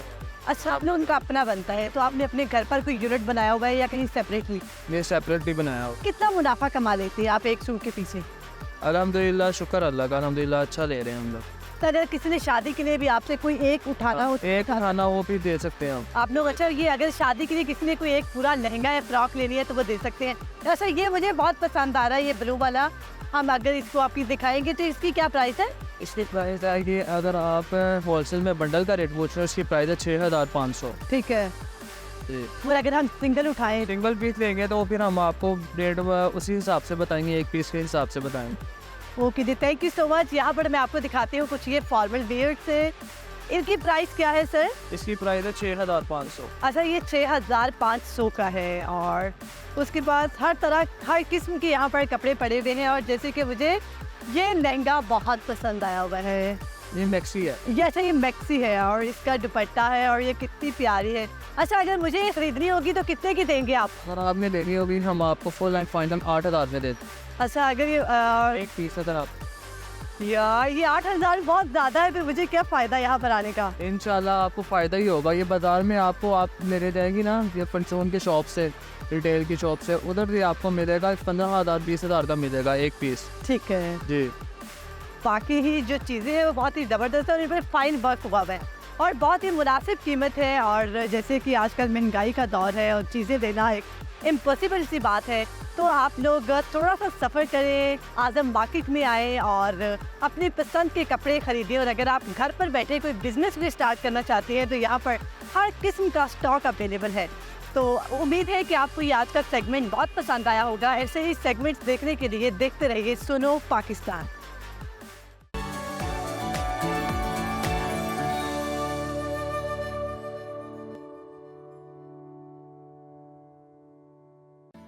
वेलकम बैक नाजरीन। हम देख रहे हैं कि गज़ा जंगबंदी और मुआहदा होने के बावजूद जो है इसराइल की जानिब से वहशियाना बमबारी का सिलसिला जो है वो फिर से शुरू कर दिया गया है और हालिया कार्रवाई में 46 बच्चों समेत 100 से ज़ायद जो फ़लस्तीनी हैं वो शहीद हो चुके हैं और ज़ख्मियों की तादाद कई ज़्यादा बताई जा रही है। और दूसरी तरफ हम देख रहे हैं कि अमरीका की जानिब से जिसने सालिस का किरदार अदा किया इस मुआहदे के अंदर, नायब जो हैं सदर JD वेंस, वो ये कहते हैं कि जी अगर इस वक्त हम देखें तो हमें ये इत्तला थी कि इसराइल जो है वो किसी ना किसी तरह जवाब ज़रूर देगा। हम ये एक्सपेक्ट कर रहे थे उसकी जानिब से, क्योंकि इसराइली फ़ौजी पर हमास या फिर किसी और की जानिब से जो है हमला किया गया है और उसकी जानिब से जो जवाब दिया जाना था उसकी उम्मीद की जा रही थी। लेकिन अब अगर देखा जाए तो ये एक तरह से सिर्फ बहाना ही बनाया जा रहा है, बहाना भी बनाया कि जा रहा हमला है किया और गया है इसराइली फ़ौजी पर और उसको बुनियाद बनाकर जनाब इसराइली आर्मी चीफ जो है वो भी हमास को निशाना बनाने की बात कर रहे हैं। और नेतन्याहू ने भी जनाब अहकामात दे दिए हैं कि इस तरह से मासूम लोगों को निशाना बनाया जाए हमास की आग। ऐसे ही है। और हम देख रहे हैं कि डोनाल्ड ट्रंप ने भी कहा है कि 48 घंटे अगले बहुत ज़्यादा अहम हैं और ये जो यरगमालियों की लाशें हैं वो वापस कर दी जाएं। अगर नहीं होंगी तो फिर जितने भी ममालिक हैं जिन्होंने मुआहिदे में शिरकत की थी वो इस हवाले से कोई ना कोई कार्रवाई करेंगे और यरगमालियों की लाशों को वापस करने का सिलसिला जारी था। इसी दौरान जी मुआहिदे की खिलाफ वर्जी की गई इसराइल की जानिब से और हमले शुरू किए गए और अब हमास ये मुतालबा करिए कि जितने भी इंटरनेशनल प्लेयर्स हैं जिन्होंने मुआहिदे में जिस का रोल अदा किया था, वो अब इसराइल पर दबाव डालें और हमलों को रोकें, क्योंकि हम देख रहे हैं कि ऑलमोस्ट 16 के करीब जो है यरगमाली वापस कर दिए गए हैं और अभी भी जो इसराइल है वो मुतालबा ये कर रहा है कि जी 12 यरगमालियों की लाशें जो हैं वो वापस की जाएं, अभी भी रहती हैं। तो ये इसी दौरान, इस सिलसिले के दौरान अब किसने खिलाफ वर्जी की है, ये क्या मामला है, इसी पर बात करने के लिए आज हमारे साथ हमारे गेस्ट भी मौजूद हैं। एयर कमोडोर रिटायर्ड साहब, बहुत शुक्रिया आपके वक्त का। सर, देख रहे हैं हम जिस तरह से जंगबंदी का मामला हुआ था, इंटरनेशनल प्लेयर्स आए थे, फाइनली अल्लाह अल्लाह करके जो गज़ा की जंग है वो काबू में आई थी और दोबारा सर पकड़ रही है। कौन खिलाफ वर्जी कर रहा है, कहाँ ये मामला है, और यरगमालियों की लाशों की तो वापसी का सिलसिला जारी था, फिर इसराइल की जानिब से क्यों हमले किए जा रहे हैं? भी बहुत शुक्रिया महाम और उदैर, आपने इनवाइट किया। देखिए, ये अफसोसनाक प्रेडिक्ट मैं तो कर रहा था कि इसी तरह की सिचुएशन होगी, क्योंकि जब ये मुआहदा हुआ था तो मुख्तलिफ चैनल्स पर और शायद आपके चैनल पर भी मैंने ये अर्ज किया था कि इसके अंदर बुनियादी कुछ कमजोरियां हैं। इस मुआहदे के अंदर सबसे बड़ी कमजोरी ये थी कि डिसीजन मेकिंग जो सारी थी कि कौन फैसला करेगा सही या गलत, या वो अमेरिकन प्रेसिडेंट के पास था या वो इजराइल के पास था। उन्होंने इसमें यह भी लिखा था कि अगर कोई भी वायलेशन हुई तो अमेरिकन प्रेसिडेंट ने कहा था कि मैं नेतन्याहू के साथ होगा, और नेतन्याहू के पास एक ही ऑप्शन थी। ये जाहिर है सबसे बड़ी वो चाहते थे कि किसी तरीके से उनके जो कैदी हैं वो जो जिंदा है वो रिहा होकर आ जाए। जो जाहिर है जो इस दुनिया से चले गए उनकी तो उस सेंस में वैल्यू नहीं है जितनी जिंदा की है। तो मेरा यही मानना था उस वक्त भी कि ये कोई ना कोई बहाना करके, क्योंकि ये सीज फायर सिर्फ उनको इस तरफ ले जा रही है कि किसी तरीके से ये कैदियों को वापस कर दें। वो कैदी वापस हो गए, अब उस तरह स्टेक होल्डर नहीं रहा इजराइल। नेगोशिएशन के दौरान तो इजराइल सबसे बड़ा स्टेक होल्डर यही था कि उसके जिंदा लोग उनके पास थे, हमास के पास। मुआहदा जब किया गया तो दूसरी तरफ कहा गया कि सिक्योरिटी फोर्सेस आएंगी न्यूट्रल कंट्रीज की, उस पर कोई बाय लॉज नहीं अभी तक बने, यानी कौन से मुल्कों की आएंगी वो नहीं तय पाया। सीज फायर हो गई, लेकिन उस वक्त तक जब तक ये फोर्सेस डिप्लॉय नहीं होती सब कुछ इजराइल के हाथ में। किस दिन वो फैसला करेगा कि वायलेशन हुई है, किस दिन वो फैसला करेगा। अमेरिकन प्रेसिडेंट, वाइस प्रेसिडेंट ने ये नहीं कहा कि कोई किलिंग हुई है, उन्होंने कहा पॉसिबली कोई किलिंग हुई है जिसकी वजह से। अब एक तरफ पॉसिबल कहते हैं और एक तरफ 100 से ज्यादा बंदा शहीद कर दिया। मतलब कोई रेशो देखें, ये जस्टिफिकेशन या कंपैरिजन देखें, और ये बदकिस्मती रही है इस पूरे खित्ते की। और अफसोसनाक बात इसके अंदर यही है कि अभी तक कोई लॉ एनफोर्समेंट, जिसको यूनाइटेड नेशंस का तो पहले ही मैंडेट नहीं है, ये प्रेसिडेंट ऑफ अमेरिका का मैंडेट है इस वक्त चल रहा। यूनाइटेड नेशन ने अभी तक कोई ऐसा बिल पास नहीं किया। ऐसी सिक्योरिटी फोर्सेस जो दुनिया में हमेशा डिप्लॉय होती आती हैं वो यूनाइटेड नेशन के अम्ब्रेला के नीचे होती है, उनकी प्रोटेक्शन होती है, उनके राइट्स होते हैं, उनके बायलॉज होते हैं, कोई कवानीन अप्लाई होते हैं लोगों पर भी जिनके खिलाफ, जिनके मुतालिक की जाती है, और जो फोर्सेज आती हैं उनको भी बायलॉज पता होते हैं, अपनी लिमिटेशंस पता होती हैं, अपने प्रिविलेजेस पता होते हैं। ये एक ऐसी फोर्स है जो अभी तक हवा में है, सिर्फ गायबाना जिक्र हो रहा है, जमीन पर नजर नहीं आती। जब आएगी तो लॉज कौन से लगेंगे, आया वो सिर्फ पेट्रोलिंग करेंगे। लेकिन खालिद साहब, हम देख रहे हैं कि मामला जैसा पहले था वैसा ही अब ऐसे जैसे कोई स्टोरी लूप में चल रही है। इजरायली मीडिया तो दावा कर रहा है कि हमने हमला करने से पहले अमेरिका को बताया था, अब अमेरिका ये कहता है होपफुली कुछ ऐसा हो सकता है, पॉसिबिलिटी ये है। तो ये तो फिर वही वाली बात होगी कि जो पहले स्ट्रेटजी थी फिर वही स्ट्रेटजी अगेन। जी, मैं वही मामर्ज कर रहा हूँ कि ये बदकिस्मती मुझे यही नजर आती थी कि क्योंकि एक एग्रीमेंट ये बहुत पीसफुल है, कोई भी नहीं चाहेगा कि खून खराब हो। इसमें कौन सा शक है, क्योंकि डिबेट की जानी चाहिए कि मासूमों का खून बहाना बंद किया जाना चाहिए जी। लेकिन जितनी इन्होंने 70,000 के करीब जो जाने दी शोधा ने, उसकी ये कीमत तो होनी चाहिए थी कि कोई पीस लास्टिंग हो। ये चंद दिनों या 2-3 हफ्तों तक तो नहीं होना चाहिए था, और फिर उसी मुल्क की मर्जी पर छोड़ दिया गया कि जब मर्जी तुम समझो कि कोई बंदा तुम्हारा मारा गया तो आप हमला कर देना, और फिर 100-150 बंदों को शहीद कर देना। तो ये इसके अंदर सबसे बड़ा लूपहोल यही था, और उस वक्त भी सबसे बड़ी मुझे एप्रीहेंशन यही थी जो मैंने अर्ज की थी कि बदकिस्मती से किसी भी वक्त ये दोबारा रिवोक कर सकता है इजराइल, और इसी को जस्टिफाई करके कर सकता है, और वही हुआ है। और अभी भी आप नोट करें कि दुनिया अग्रेसिवली उसको रोकने के लिए नहीं आ रही, सिर्फ ये कह रहे हैं कि हो गया होगा, मिसअंडरस्टैंडिंग होगी होगी। इधर एक 100 बंदा दुनिया से चला जाता है, उसकी कीमत देखिए। लेकिन बदकिस्मती से हम वही ताकत, अब हम एक जो मेजॉरिटी पावर के साथ है, जो ब्रूटैलिटी करता आ रहा है, उसी के साथ हमदर्दी करते हैं बजाय कंडेम करने के। और बाकी भी मुल्क सिवाय कंडेम करने के और कुछ भी नहीं कर रहे हैं। हम उसी स्टेटस पर, सही कह रही हैं आप, चले गए बदकिस्मती जहां हम पहले थे।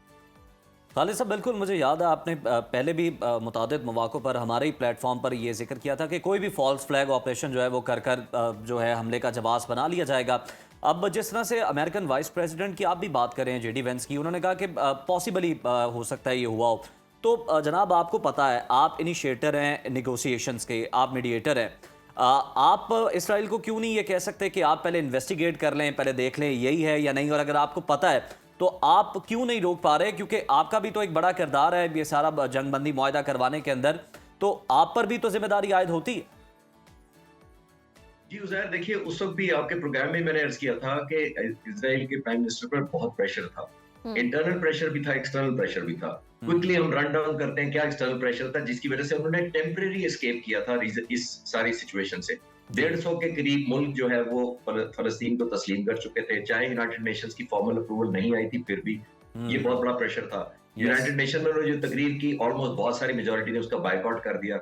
इंटरनल उनकी इंस्टेबिलिटी उनको फेस कर रहे थे पोलिटिकली अपने मुल्क के अंदर, उन पर अदालतों में मुकदमे चल रहे थे। अगले साल उनका इलेक्शन आ रहा है, यरगमाली अभी तक हमास के पास थे उस वक्त, तो उन पर एक्सटेंसिव प्रेशर था कि उनकी गवर्नेंस भी ठीक नहीं है, उनकी फार साइटेड भी नहीं है, उनकी नेगोशिएशन स्किल भी नहीं है और मिलिट्री स्ट्रेटजी फेल हो गई है। तो उन्होंने ये सारा खेल खेला कि एक तरफ सिंपथीज लोगों की ले ली, मुसलमान अरब मुल्कों को साथ में लाया कि देखें जी हम तो पीस चाहते हैं, हम तो एक गुडविल चाहते हैं, हम फ्यूचर करना चाहते हैं।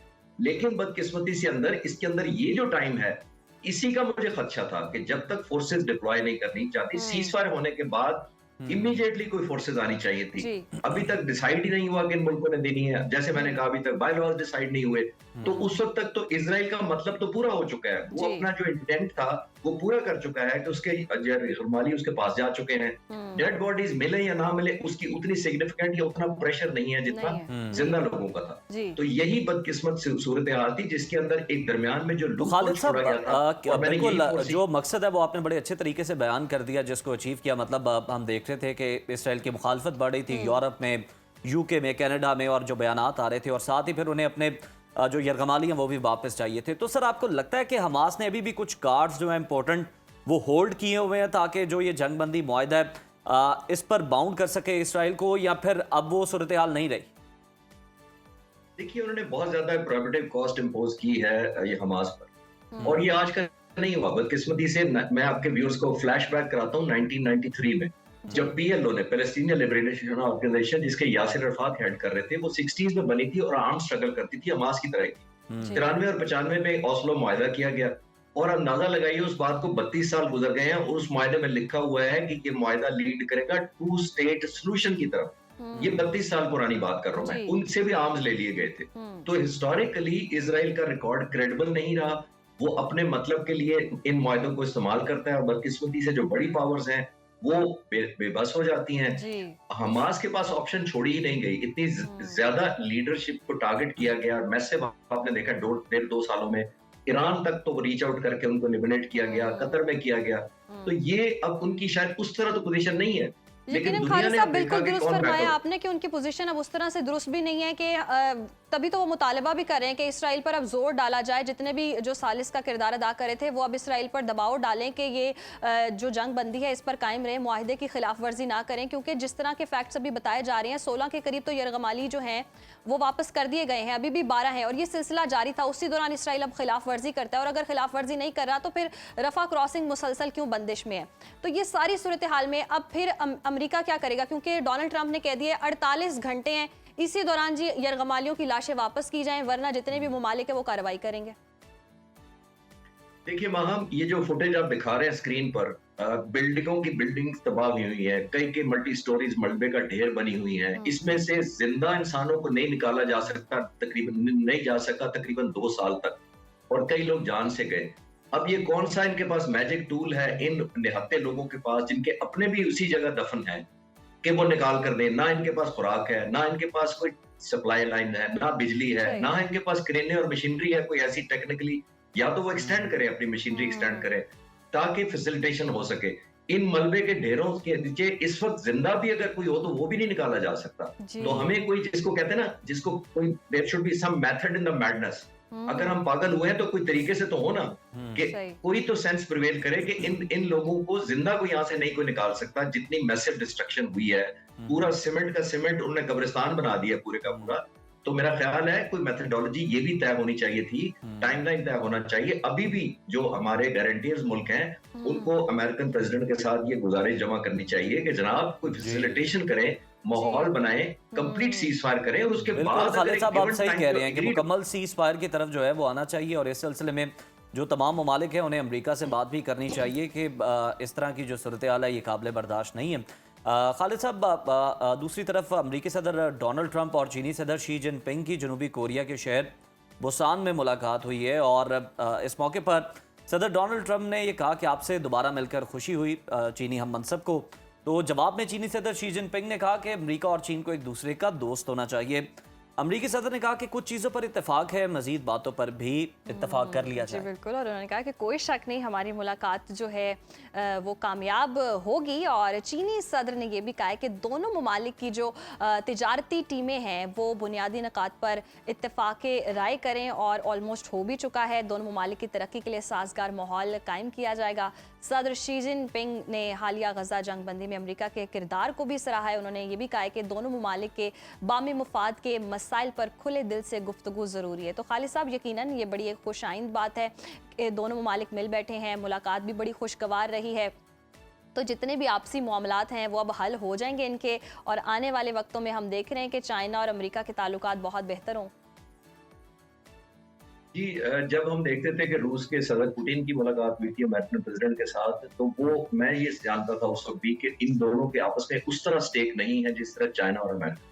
जी। चाइना और अमेरिका के ये स्टेक है कि मैसिव ट्रेड चाइना के हक में है, बहुत ज्यादा ट्रेडिंग होती है। मैं अभी रिसेंटली 2 दफा अमेरिका गया तो मुझे हर चीज जो उठा के देखते हैं उसके नीचे मेड इन चाइना लिखा। मेड इन चाइना जी। तो फिर मैं विजुलाइज कर रहा था कि अमेरिकन प्रेसिडेंट जिस तरह टैरिफ की बात करते थे और अमेरिकन सप्लाई को अगर जो एक्सपोर्ट होती है चाइना ने अगर बंद कर दिया तो इनका तो ओवरऑल एक डे टू डे लिविंग, आप सिंपल एक सुपर स्टोर और ग्रोसरी स्टोर से लेकर हैवी मशीनरी इक्विपमेंट और जो टेक्नोलॉजी इंटेंस चीजें हैं उन तक एकदम चोकिंग हो जाएगी। तो मुझे उस वक्त भी था कि अमेरिकन प्रेसिडेंट सिर्फ थ्रेट के तौर पर यूज कर रहे हैं, चाइना को उस तरह नहीं पिन डाउन कर सकते जिस तरह दूसरे मुल्कों को करते हैं। मैं आपके व्यूअर्स को एक और बात याद कराता चलूं कि अमेरिकन प्रेसिडेंट कितना प्रेशर डाल रहे हैं हिंदुस्तान पर कि रूस से तेल क्यों खरीद रहे हो और टैरिफ करेंगे, तुम्हें ये कर देंगे वो कर। चाइना भी खरीद रहा है, लेकिन आपने देखा बड़ा खुशगवार माहौल में और चाइना के तेल की बात ही नहीं हो रही, क्योंकि वो इतना बड़ा मुल्क है, उसके अमेरिका के इतने ज्यादा स्टेक्स हैं कि वो उस तरह बुली करना उसको या प्रेशर डालना इतना आसान नहीं है। इसी तरह चाइना की इंटरेस्ट बहुत ज्यादा है कि उसके ट्रेड का या एक्सपोर्ट का या फॉरेन रेवेन्यू का बहुत बड़ा हिस्सा अमेरिका से आता है। तो ये सारों को जब हम देखते हैं तो ये दोनों के लिए विन विन सिचुएशन है और ये बहुत खुशाइंद है दुनिया के अमन के लिए और एक ग्लोबल ट्रेडिंग के लिए भी कि दोनों बड़े सुपर पावर्स हैं मिलकर बैठे, बजाय एक दूसरे को पिन डाउन करने के या एक दूसरे को जैसे कह रहा है कि इकोनॉमिक रेस या इकोनॉमिक लड़ने की बजाय आई थिंक हमें इकोनॉमिक ग्रोथ की तरफ जाना चाहिए। बिल्कुल खालिद साहब, जिस तरह से अमेरिकी सदर डोनाल्ड ट्रंप अनप्रेडिक्टेबल हैं और जिस तरह अभी हाल ही में अगर हम देखें तो प्यूटन से जो उनकी गुफ्तगू हुई रूसी सदर से और उसके बाद जो गुफ्तगू हुई उसके बाद जो एलामिया आया वो कुछ और था, लेकिन कुछ ही देर के बाद जनाब जो स्टेटमेंट थी वो प्यूटन के बिल्कुल अगेंस्ट थी। तो यहाँ पर भी कोई इस तरह की सिचुएशन तो नहीं देखने को मिलेगी कुछ चंद दिन के बाद? मेरा ख्याल है नहीं मिलेगी।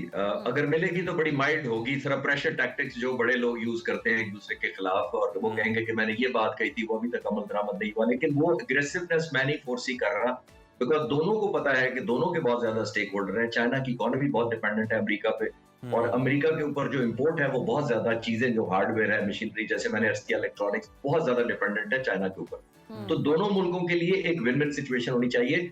टेम्परेरी जैसे होता है ना, जैसे आपने बिल्कुल ठीक कहा कि जिस दिन उनका मूड अच्छा ना हुआ तो थोड़ी सी बात करेंगे, लेकिन मेरा नहीं ख्याल कि मेजरेबल या टेंजिबल कोई एक्शन लेंगे जिसके मुताबिक जैसे होता है कि जी मैंने टैरिफ बढ़ा दिया है या मैंने ये सैंक्शन लगा दिया, वो मैं नहीं फोर्सी कर रहा है दोनों मुल्कों के दरमियान। अच्छा खालिद साहब, क्या आप समझते हैं कि वो ये जो सूरत हाल थी अमेरिका को चाइना कहीं ना कहीं खटकता तो बहुत ज़्यादा था और जब कहते हैं ना कि दुश्मन बहुत ज़्यादा स्ट्रांग हो जाए तो उससे दोस्ती कर लेनी चाहिए, कहीं यही वाली स्ट्रैटेजी पर तो नहीं है डोनाल्ड ट्रंप? देखिए, चाइना मैसिव प्रोडक्शन करता है दुनिया के बहुत ज्यादा हार्डवेयर से लेके इलेक्ट्रॉनिक्स तक और अब तो ऑलमोस्ट सारी इंडस्ट्री यहाँ शिफ्ट हो चुकी है। आपने देखा अमेरिका ने अपने पास रिसर्च रखी हुई है। एक दफा प्रेसिडेंट ओबामा से किसी ने पूछा था कि हम क्या किए जा रहे हैं, हर वो चीज जो हमारी टेक्नोलॉजी में टॉप लाइन है वो चाइना बनाना शुरू कर दिया या हम खुद फैक्ट्रियां वहां लगा लेते हैं। तो प्रेसिडेंट ओबामा ने बड़ा अच्छा जवाब दिया था। उन्होंने कहा था कि वो चीजें वो बनाते हैं जिसकी हम रिसर्च कर चुके होते हैं और हम अगली रिसर्च में लगे होते हैं। वो हमारा एडवांटेज हमारे पास है, वो एडवांटेज उनके पास रहना चाहिए। यानी वो हमारी दी हुई टेक्नोलॉजी को फर्दर कंटिन्यू करते हैं प्रोडक्शन में और हम नई चीजें इन्वेंट कर रहे होते हैं। तो ये जाहिर है दोनों मुल्कों का अपना अपना एडवांटेज है। और प्रेसिडेंट ओबामा की इसलिए मुझे बात याद आई कि नो डाउट चाइना की बहुत ज्यादा डिपेंडेंसी उस पर है, जैसे मैंने कहा म्यूचुअली, और जाहिर इकोनॉमिक वो रियलिटी है चाइना। पहले कई सालों तक दुनिया नहीं मानती थी, लेकिन अब दुनिया मानने को तैयार है। आई एम श्योर अमेरिका ने भी बिल्कुल दुनिया मान रही। खालिद साहब, अगर हम पाकिस्तान की बात करें तो पाकिस्तान के जिस तरह से अमेरिका से ताल्लुकात बेहतर हो रहे थे, तो बहुत सारी बातें भी आ रही थी कि चाइना के साथ जो है वो मामलात को किस तरह से बेहतर रखा जाएगा। तो हमारी जो पॉलिसी थी सिफारती सतह पर वो बड़ी बैलेंस थी, यानी चाइना के साथ भी अमेरिका के साथ भी एक हद तक। तो अब ये जो दोनों ममालिक के अमेरिका और चाइना के आपसी ताल्लुकात जब बेहतर हो रहे हैं, तो हमारे लिए सिफारती सतह पर कितनी आसानी है और मौशी फ़वाइद हमारे लिए क्या हो सकते हैं? देखिए, ट्रेडिशनली अब चाइना कहीं ज्यादा काबिल एतमाद दोस्त रहा है। एक तो ज्योग्राफिकली हमारे करीब है, एक जाहिर है एक इकोनॉमिक प्रोडक्शन है, क्योंकि उनकी मैच लेवल प्रोडक्शन होती है हर चीज की, जो भी प्रोडक्ट्स होते हैं। अब यही चीज जो यहाँ बड़ी इकोनॉमिकली अवेलेबल होती है, वही चीज अमेरिका में ट्रांसपोर्टेशन और शिपमेंट और टैरिफ की वजह से बहुत महंगी होती है। तो जाहिर है हमें अमेरिका के साथ उस तरह रिलेशन नहीं रहा। हमारा कोल्ड एंड वार्म चलता रहा है पिछले 60-70 सालों में। कभी हम बहुत क्लोज हो जाते हैं अमेरिका के, और फिर एक पॉलिटिकल ऐसी राइवलरी आती है, या कोई ऐसा 9/11 हो जाता है, कभी टेररिज्म, कभी अफगानिस्तान, कभी सेंटो सीटो की वजह से कम क्लोज हो जाते हैं, कभी हम दूर हो जाते हैं। तो ये हमारी हिस्ट्री एराटिक रही है। लेकिन अब क्योंकि दुनिया में हम रेलेवेंट हुए हुए हैं, खासतौर पर हिंदुस्तान के मुकाबले में, और हिंदुस्तान कम रेलेवेंट हुआ है, ये एक विंडो ऑफ अपॉर्चुनिटी हमारे लिए अमेरिका की तरफ खुलती है, जो इस वक्त बड़ी अच्छी इस्तेमाल हो रही है हमारी हुकूमत की तरफ से, कि हम पेनिट्रेट कर रहे हैं इनटू देयर पॉलिटिकल, डिप्लोमेटिक और इवन इकोनॉमिकल डोमेन में। अगर हम कनेक्ट करते हैं उनसे, तो हमें बेस्ट ऑफ बोथ लेना चाहिए। किसी सूरत में हमें चाइना को ये एहसास नहीं कराना चाहिए कि अमेरिका से हमारी जो कुर्बत है वो चीन के कॉम्प्रोमाइज पे हो रही है। तो कहीं दोनों मुल्कों का, बड़े मुल्क आपस में दोस्ती रखते हैं, मिलिट्री हार्डवेयर एक्सचेंज करते हैं, इकोनॉमिक ट्रेड्स करते हैं, लेकिन ये नहीं करते कि या उसके दोस्त हो या हमारे दोस्त हो। ये फील हमने निगेट करनी है, और जाहिर है हमें बहुत एडवांटेज होगा अगर दोनों तरफ से हमारे कंफर्टेबल। यकीनन हमें बहुत एडवांटेज होगा, और चाइना और अमेरिका हम देख रहे हैं कि जी मुलाकातें हैं और बेहतर ताल्लुकात आगे नज़र आ रहे हैं। बहुत शुक्रिया खालिद साहब आपके वक्त का, और यकीनन इसका जो इम्पैक्ट है वो पाकिस्तान में भी पड़ेगा। और पाकिस्तान जो है सिफारती सतह पर बहुत ही बैलेंस चल रहा है, फूंक के कदम रखा जा रहा था, तो चाइना के साथ मौशी सतह पर भी पाकिस्तान को बहुत फायदा होगा। अगर किसी भी मुल्क के साथ पाकिस्तान मुआहदे करता है तो यकीनन कोई भी मसला नहीं होगा, परेशानी नहीं होगी, और इस तरह की कोई ऑब्लिगेशन जो है वो नहीं आ सकती कि आप उसके साथ जो है वो मामलात अपने बेहतर ना रखें या उसके साथ आप एग्रीमेंट ना करें। तो सिफारती सतह पर भी, मौशी सतह पर भी पाकिस्तान के लिए जो राहें हैं वहाँ वो खुलती चली जा रही है। लेकिन एक जगह परेशानी बढ़ रही है, वो कहाँ पे? वो है इंडिया। देखिए हर जगह पाकिस्तान के जो ताल्लुकात हैं बेहतर हो रहे हैं, अमेरिका के साथ, चाइना के साथ, चाइना के अमेरिका के साथ, और यहाँ पर आइसोलेट है इंडिया। तो अब उसको भी मुज़ाकरात की मेज़ पर आ जाना चाहिए और सारे मसले हटाकर अमन की बात करनी चाहिए, जैसे कि पाकिस्तान हमेशा से करता है। इस इंडिया के मैसेज जो मैंने पहुँचा दिया इंडिया को, इस मैसेज के साथ हम ब्रेक पर चलते हैं। Stay with us.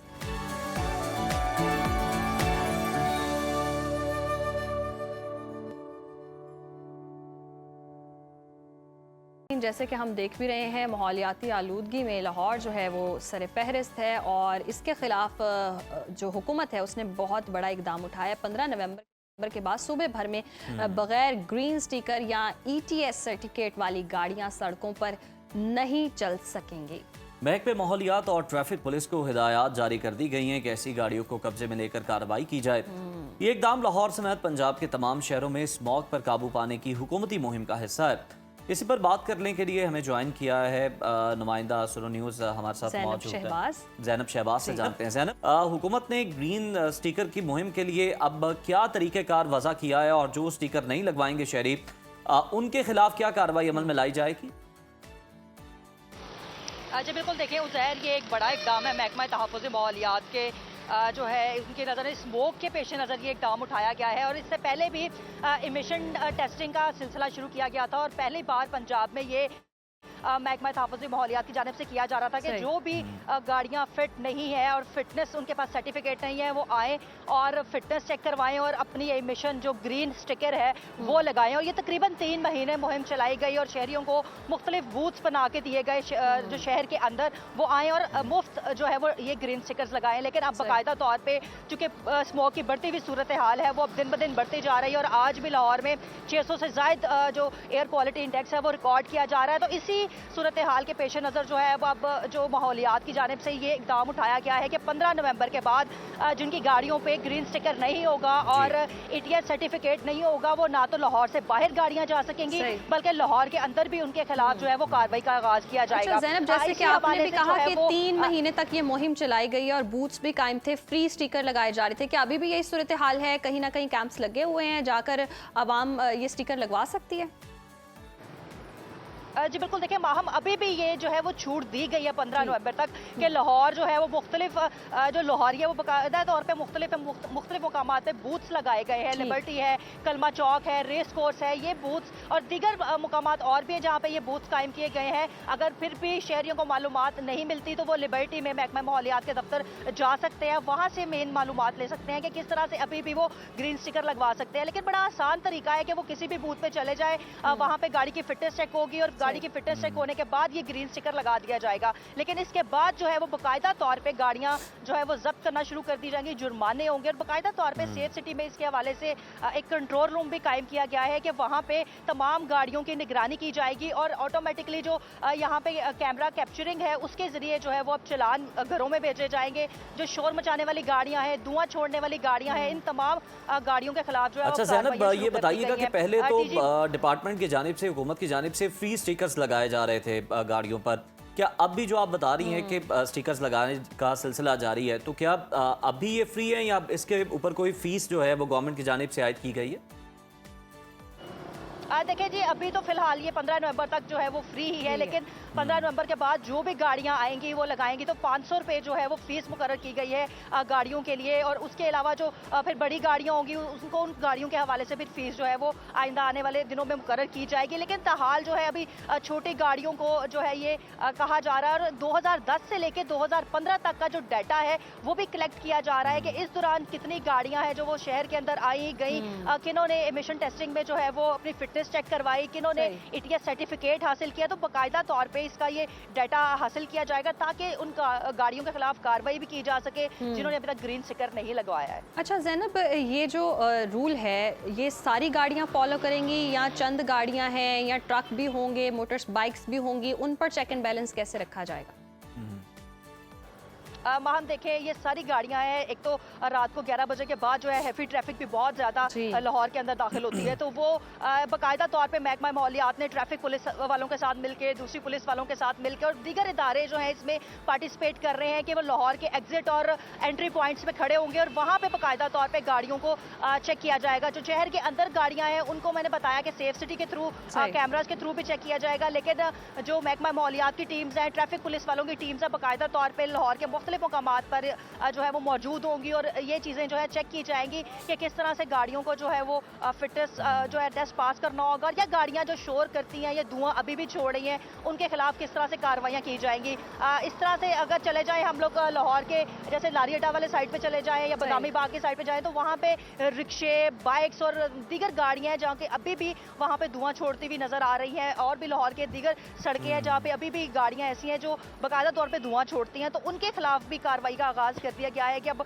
बाकायदा तौर पे जो है वो 15 नवंबर में, क्योंकि महकमा मौसमियात ने और PDM ने भी ये अलर्ट जारी किया है कि 15 नवंबर के बाद जो है और दिसंबर के वस्त तक स्मोक की शिद्दत बिल्कुल ठीक है ज़ैनब शहबाज, आप हमें बता रही हैं कि क्या तरीकाकार है जिसको फॉलो किया जाना चाहिए और चाहिए कि वो गाड़ियों पर स्टिकर जो है वो लाजमी लगवाएं, वरना फिर कार्रवाई होगी 15 नवंबर के बाद और हुकूमत जो है स्मोक पर काबू पाने में संजीदा है। इसी के साथ प्रोग्राम में एक ब्रेक शामिल करते हैं, ब्रेक के बाद दोबारा आपकी खिदमत पे हाजिर होंगे। देखते रहिए सुनो पाकिस्तान।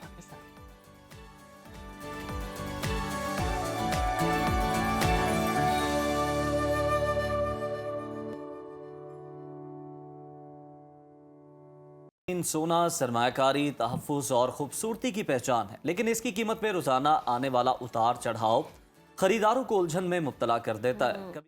कभी कीमतें आसमान को छूती हैं तो कभी अचानक से कमी देखने को मिलती है। जी बिल्कुल, ऐसे में सवाल ये है कि आने वाले दिनों में सोने की कीमतें मज़ीद बढ़ेंगी या कम होगी। इसके साथ साथ ये जानने की कोशिश करेंगे कि आम लोग जब सोना ख़रीदें या बेचें तो उन्हें किन बातों का ख्याल रखना चाहिए ताकि उनको फ़ायदा हो सके। और इन सब पहलुओं पर रोशनी डालने के लिए आज हमारे साथ मौजूद हैं गोल्ड डीलर हाफिज़ खालिद साहब। वेलकम टू सुनो पाकिस्तान, बहुत शुक्रिया आपके वक्त का। और सबसे पहले तो ये बताइएगा, हालिया दिनों में सोने की कीमतों में कुछ कमी देखने में आई है और पाकिस्तान में आने वाले दिनों में हम देख रहे हैं कि जो गोल्ड है उसकी कीमतों में इजाफा देखा जा रहा है, तो ये क्या रुझान रहेगा, कमी होगी या फिर ऐसे ही मुस्तकिल हम देख रहे हैं कि इजाफा देखने में आ रहा है? Thank you so much for having me. First of all तो मैं आपको ये बताता चलूँ कि जब तक इंटरनेशनल सतह के ऊपर हालात साजगार नहीं होंगे, गोल्ड नीचे नहीं आएगा। और जैसे गोल्ड अभी थोड़ा सा नीचे आया है, ये गोल्ड जो है कल और परसों के दिन में दोबारा फिर वापस जा सकता है। कल और परसों मार्केट में बड़े अहम दिन है और जैसे कि फेड की मीटिंग भी है और इसके अलावा आज मैं देख रहा था कि चाइना और अमेरिका जो है, इनके प्रेसिडेंट जो हैं, इनकी आपस में मुलाकात भी हुई है। तो अगर हालात साजगार हो जाते हैं तो गोल्ड खरीदने वालों के लिए अच्छी न्यूज ये है कि फिर गोल्ड नीचे आ सकता है। और जहां तक मुझे लगता है कि गोल्ड अभी थोड़ा सा और नीचे आएगा। ठीक, सही।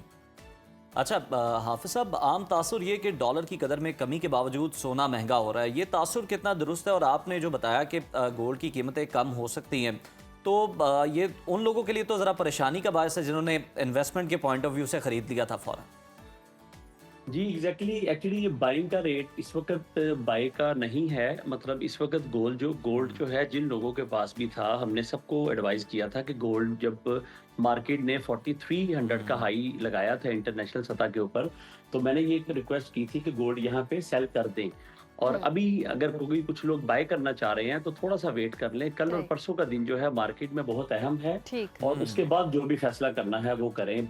बाय करना है या सेल करना है, कल और परसों मार्केट में एक तूफान आने वाला है गोल्ड में। सही, यानी कि कल और परसों का वेट कर लें, उसके बाद जो है वो सूरत हाल क्लियर होगी। अच्छा हाफिज साहब, हम ये भी देखते हैं कि इस जो गोल्ड की मार्केट है इसमें स्कैम भी बहुत ज़्यादा है। एक आम शख्स अगर ख़रीदने जाता है तो उसके साथ कोई ना कोई फ्रॉड हो ही जाता है, या बेचने जाता है तो वो कटौती कर ली जाती है। तो ख़रीदते और बेचते वक्त एक आम आदमी को क्या चीज़ें नोट करनी चाहिए कि वो बच सके फ्रॉड से? ये बड़ा प्यारा क्वेश्चन है आपका, लेकिन इस क्वेश्चन के आंसर के लिए सबसे पहले आपको ज्वेलर होना जरूरी है। काम सीखना जरूरी है इसके लिए, क्योंकि जो आम जो कस्टमर है वो इनोसेंट होता है, उसको इस बारे में इतना नॉलेज नहीं होता कि गोल्ड की परख कैसे हो सकती है।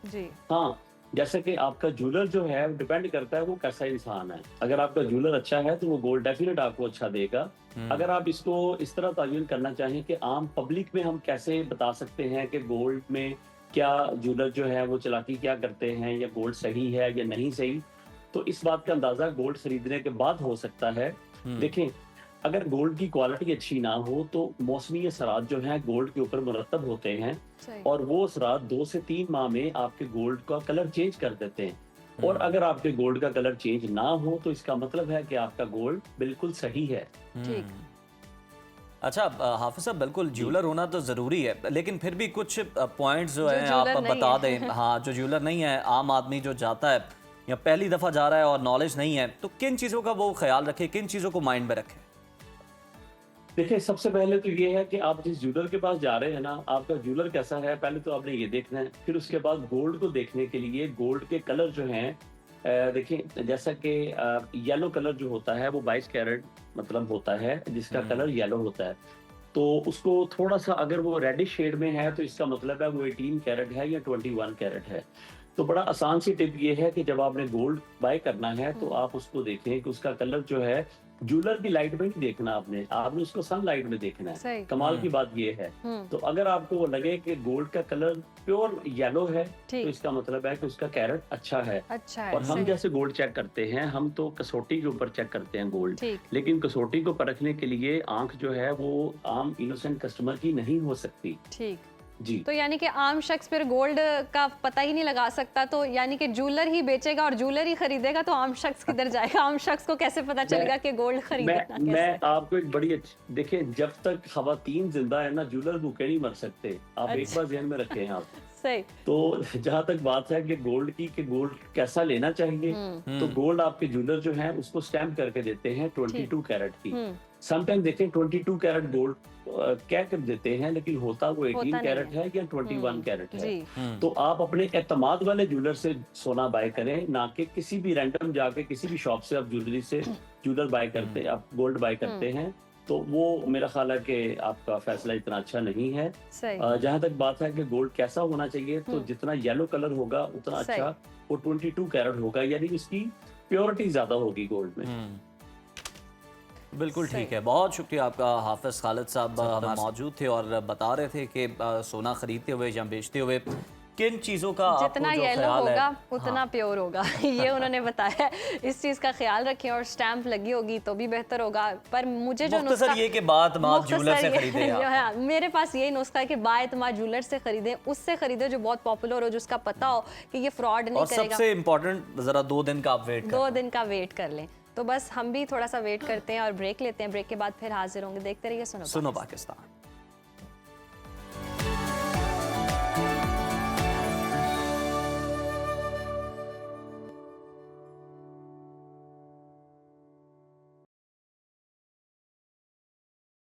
प्रोग्राम का सिलसिला आगे बढ़ाएंगे और जैसे कि हमने आगाज में भी कहा था कि आज हम जानेंगे कि जी जोड़ों का दर्द क्यों होता है, इसका हर्बल इलाज क्या है और इसके लिए क्या मालिशें करनी चाहिए, कौन सा ऑयल है जिसको आप इस्तेमाल करें तो जोड़ों के दर्द को भगा सकते हैं। स्पेशली बुजुर्गों के लिए बहुत ज़्यादा प्रॉब्लम होती है, तो उनके लिए सर्दियों में ये मसाइल और ज़्यादा मसाइल बढ़ जाते हैं। जो लोग जिम करते हैं उनके पट्टे खिंच जाते हैं, जैसे कि आज हम बात भी कर रहे थे, वो क्रैम्प्स होते हैं, जो भी निशानी होती है अच्छी चीज़ की कि आपने कोई अच्छी ट्रेनिंग की है मसल्स की। चले ये तो अच्छी बात है, लेकिन उसके लिए भी थोड़ा बहुत तो फाका हो जाता है ना अगर कोई ऑयल। लेकिन मसल्स वाले दुआ गो हैं कि जिनके जोड़े नहीं बने उनके जोड़े बन जाएं। तो जनाब खैर जोड़ों के दर्द के बारे में बात करते हैं।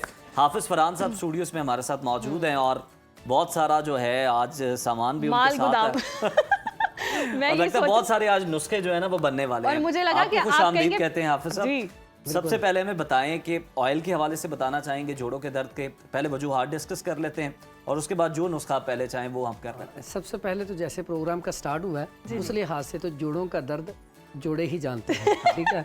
तो इसमें ये है कि सबसे पहली बात, इस मौसम में ही जोड़ों का दर्द क्यों बढ़ता है। ड्राइनेस, खुश्की बहुत ज़्यादा रहती है, लोग पानी का इस्तेमाल ना बहुत कम करते हैं, इसके साथ डिहाइड्रेशन रहती है। इसके साथ साथ पानी के साथ साथ खाने में और पीने में, खाने में मुरगन अग़ज़िया, शादी ब्याह की तकरीबात और वैसे भी फ़िश वगैरह और बहुत सारी चीज़ें इसमें आती हैं और ड्राई होती हैं। इसी तरह जो चाय का इस्तेमाल इतना ज़्यादा है वो भी सर्दियों में आप जहाँ भी जाएं सबसे पहले आपके सामने चाय आ जाती है।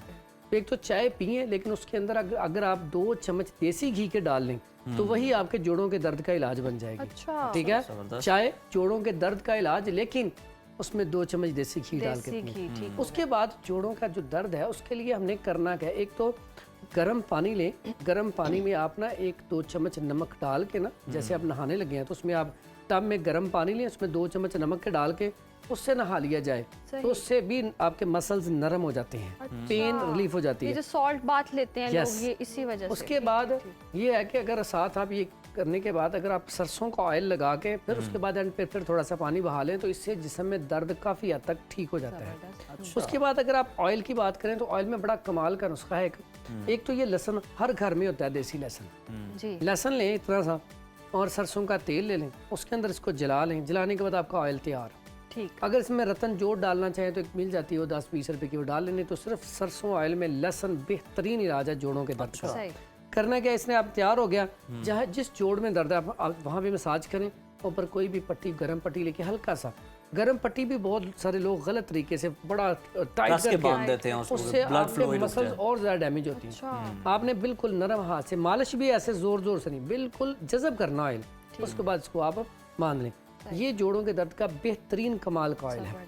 इसके साथ एक और ऑयल है, उसमें जैतून ऑयल ले लें 50 ग्राम, रोगने तारपीन ले लें 20 ग्राम, और इसी तरह रोगने जैतून के साथ रोगने तिल का तेल ले लें, तिलों का तेल।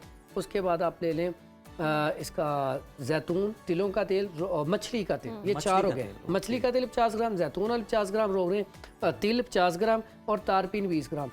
ये बेहतरीन ऑयल है। ये ऑयल बना के ये जोड़ों के ऊपर लगाया जाए तो कमाल का, ये मोहरों के लिए भी अच्छा है, जोड़ों के लिए, पट्ठों के खिंचाव के लिए। उसके बाद कर लेते हैं ऐसा कहवा जो आप पीते जाएं, फौरी तौर पे कप रखें तो आप कहें जोड़ों का दर्द जो है ना, जॉइंट, अक्सर का पेशेंट आता है सुबह उठा हूँ, रात मैंने बीफ खा लिया, राइस खा लिए, सुबह उठा हूँ, हाथ अकड़े हुए हैं, ऐसे बंद नहीं हो रहा है। तो यकीन करें, सौंफ, अदरक और सब्ज़ इलायची का कावा इतना अच्छा है, आप पीते जाएंगे 5 मिनट भी ज़्यादा, इससे पहले आपके जॉइंट जो है रवा हो जाएंगे। पीते जाएं, जीते जाएं। बिल्कुल, पीते जाएं और चलते जाएं। कमाल की बात है। तो ये कहवा इसके लिए बेहतरीन है। इसके साथ यूरिक एसिड अगर बड़ा हो उसके लिए भी कमाल का, इसमें आप पुदीना, सौंफ और अजवाइन 3 चीज़ों का कहवा बना के अगर इस्तेमाल किया जाए, ये स्टमक के लिए भी कमाल का रिजल्ट है, तेजाबियत गैस के लिए बड़ा अच्छा है, साथ ये जोड़ों के दर्द और यूरिक एसिड के लिए भी कमाल का रिजल्ट है। ये इसमें और नुस्खा इसमें बड़ा कमाल सा सादा सा नुस्खा है, सस्ता सा नुस्खा है। ऐसे लोग जिनका L5, L4 में इशू है, मोहरों का इशू है, उसके लिए भी, साथ जॉइंट के लिए, दोनों नुस्खे हैं सादा से। जो जोड़ों के लिए मैं पहले आपको बता देता हूँ, क्योंकि जोड़ों का मसला ज़्यादा है हमारे यहाँ। उसमें काली मिर्च ले लें 10 ग्राम, ठीक है। उसके बाद असगंधा गोरी ले लें, ये सब बराबर वजन लेना है। 50 ग्राम अगर ये ले लेंगे तो 50 ग्राम ही असगंधा गोरी ले लें, 50 ग्राम ही आप ना सुंड ले लें, और 50 ग्राम ही आप सुरंजा शीरी ले लें। 4 चीज़ें हैं टोटल, फाइन पाउडर कर लें। अब इसका सफ़ू बना लें। अब सफ़ू बड़ा कैप्सूल 1000 mg का भर लें, सुबह शाम 1 कैप्सूल ताज़ा पानी या नीम गर्म दूध के साथ। इसी तरह जो मैंने आपको मोहरों की बात की, L4, L5 या जो मेरी बेटियां बहनें जिनको इंजेक्शन C सेक्शन में लगता है तो कमर दर्द नहीं जाता, कमर दर्द नहीं जाती, और पट्ठों का खिंचाव, मोहरों में दर्द नहीं ठीक हो रहा, उसके लिए बड़ा सादा सा नुस्खा है। उसमें सुंड लेंगे, असगंधा गोरी लेंगे और ये बखड़ा लेंगे। ये 3 चीज़ें हैं, 3 चीज़ों का फाइन पाउडर करें, ठीक, और मोहरों के दर्द से निजात पाएं, कमर के दर्द से निजात पाएं। इतना कमाल का नुस्खा है। और कुछ लोग ये कमर के लिए कमर कस की भी कोई जड़ी बूटी जो है वो इस्तेमाल करते हैं। ऐसे लोग जिनके जॉइंट में अब बाजू का तो फ्लूइड कम हो जाता है, लुब्रिकेशन कम हो जाती है, ग्रीस कम हो जाती है, तो उसके लिए क्या करें? गूंद किकर ले लें 50 ग्राम, ठीक, और गूंद कतीरा ले लें 10 ग्राम, और उसमें कमर कस भी ले लें 50 ग्राम, साफ अच्छी वाली, इसका पाउडर करके चम्मच का 1/4 हिस्सा नीम गर्म दूध के साथ सुबह शाम लिया जाए तो इसका फ़ायदा ये होगा कि इससे ना आपके जो जॉइंट के अंदर गैप आ चुका है वो ख़त्म हो जाएगा इंशाल्लाह। उसके बाद यहाँ पे बात हुई थी क्रैम्प्स पड़ जाती हैं अक्सर एक्सरसाइज करते हो, क्रैम्प्स के लिए अकेली चीज़ बड़ा कमाल का रिजल्ट, 1 इंच का टुकड़ा आप कहवा बना के पी लें या चाय में डाल के पी लें, फौरी तौर पर रिजल्ट है। ठीक है, आप इसका पाउडर बना खा लें। फिर ये शुगर पेशेंट के लिए सोना इस मौसम में, खास करके सर्दियों में, ऐसे अफराद जिनको यूरिन बार बार आता है, पेशाब की ज्यादती के लिए भी इसका रिजल्ट बड़ा अच्छा है। पट्ठों के खिंचाव के लिए, जिसम में पेन जितनी मर्जी इसका कहवा बना के पिए, फौरी तौर पे अफाका हो जाता है। उसके बाद अलसी, अक्सर औकात हमारे पास ये अलसी की पिन्नियाँ, ये इंशाल्लाह बना के भी दिखाएंगे नेक्स्ट किसी प्रोग्राम में, टाइम कम है। इसका कहवा बना के इस्तेमाल किया जाए, या फिर इसको वैसे ही छोटा वाला आधा चम्मच खा के ऊपर से दूध पी लिया जाए या पानी पी लिया जाए तो बेहतरीन है। ठीक है, इससे बड़ा ज़बरदस्त रिजल्ट मिलता है। तो इसमें ये सारी चीज़ें हम ना अगर करेंगे तो इससे अफाका होगा। बाज़ लोग ऐसे थे खून की कमी की वजह से मसला बनता है, अच्छा। ये बहुत बड़ा इशू है। उसमें क्या करेंगे, उसमें सिर्फ और सिर्फ ये इंजीर लें और इसमें मुनक्का या सोगी ले लें, ये 2 चीज़ें बड़ी अच्छी हैं। ठीक है, उसमें सुबह के वक्त में खानी। हाँ जी, इंजीर 3 अदद सुबह दूध के साथ खा ली जाए तो बेहतरीन है खून की कमी के लिए। उसके बाद ये जो मुनक्का है, मेवा है, इसको आप रात को भिगो दें, थोड़ा सा साथ इसके बादाम की गिरी भी ले सकते हैं, खजूर भी ले सकते हैं। ये 2 चीज़ें ऐसी हैं जो खून की कमी के लिए, कमजोरी नकाहत के लिए बेहतरीन। भिगो के रखना ये कॉन्सेप्ट है, ये तासीर बदल देता है। ये तासीर बदलता है। वैसे आजकल के मौसम में तो ये वैसे ही खुशक खाई जाए तो ज्यादा अच्छा रिजल्ट है, क्योंकि मौसम तो सर्द होगा। ये तीनों चीजें अगर आप नाश्ते में ले लेना, यकीन करें, आप 1 इंजीर, 2 खजूर और थोड़ी सी सौगी ले लें, यकीन करें, साथ 1 कप दूध का ले लें। आप 15 दिन बाद जाके HB पे अपना चेक करवाएं, आप खुद को महसूस होगा मेरा इम्यून सिस्टम मजबूत हो गया है, पट्ठों में ताकत आ गई है, जिसमें ताकत आ गई है। खजूर के बारे में हदीस है, जिस घर में खजूर है उस घर में फाका नहीं हो सकता। तो यहाँ से अंदाजा कर लें। और अगर साथ शहद का इस्तेमाल कर लें दूध के अंदर, तो दूध शहद को क्या कहा गया, फी ही शिफा लिन्नास, उसमें शिफा ही शिफा है। यानी कि ओवरऑल आपका कितना जबरदस्त। और नाश्ते के लिए भी अच्छी ऑप्शन है। ऐसे भी होता है कि बाज़ लोगों के जोड़ों से आवाजें भी आ रही होती हैं, ये जो आपने खड़क खड़क की बात, उसके लिए वो मैंने जो नुस्खा बताया था ना, गूंद किकर 50 ग्राम, गूंद कतीरा 10 ग्राम और कमर कस, ये इतना कमाल का नुस्खा है, जोड़ों से दर्द जो वाज़ें आती हैं वो खत्म हो जाएंगी। ठीक है, लेकिन इसके साथ साथ ये गर्म पानी, जैसे ही मौसम चेंज हुआ, अब पेशेंट ज़्यादा आना शुरू हो गया, पेन जोड़ों में दर्द, जो किसी को पुरानी चोट लगी हुई है तो वो निकल आई है बाहर, उसके लिए एक सादा सा कुलिया बताता हूँ। ऐसे पेशेंट जिनको पिछले साल एक्सीडेंट हुआ था या चोट लगी थी, तो जब भी सर्दियाँ आती हैं वो चोटें दोबारा बाहर आ जाती हैं। उसके लिए हमारे बाओ अजदाद से जो चलता आ रहा नुस्खा, इसे जादुई दूध भी कहते हैं, ठीक है। और कमाल का नुस्खा, उसमें करेंगे क्या, दूध गर्म करें, ठीक है। आपने दूध अच्छी तरह गर्म कर लिया, उसके बाद अंडा फेंटें आप, देसी अंडा फेंट के उसमें डाल दें। कच्चा दूध में नहीं डालना, इस तरह वो डालेंगे तो वो जिस तरह उबलता है ना, छोटे छोटे वो पीस बन जाएंगे। वो उसको अब उतार लें। उतारने के बाद 1 चम्मच देसी घी, 1 चम्मच शहद और एक उसमें थोड़ी सी इतनी सी हल्दी डालें, इनके चम्मच का चौथाई हिस्सा, लेकिन हल्दी 1 नंबर हो, शहद 1 नंबर हो। यकीन करेंगे ऐसा जादुई दूध है।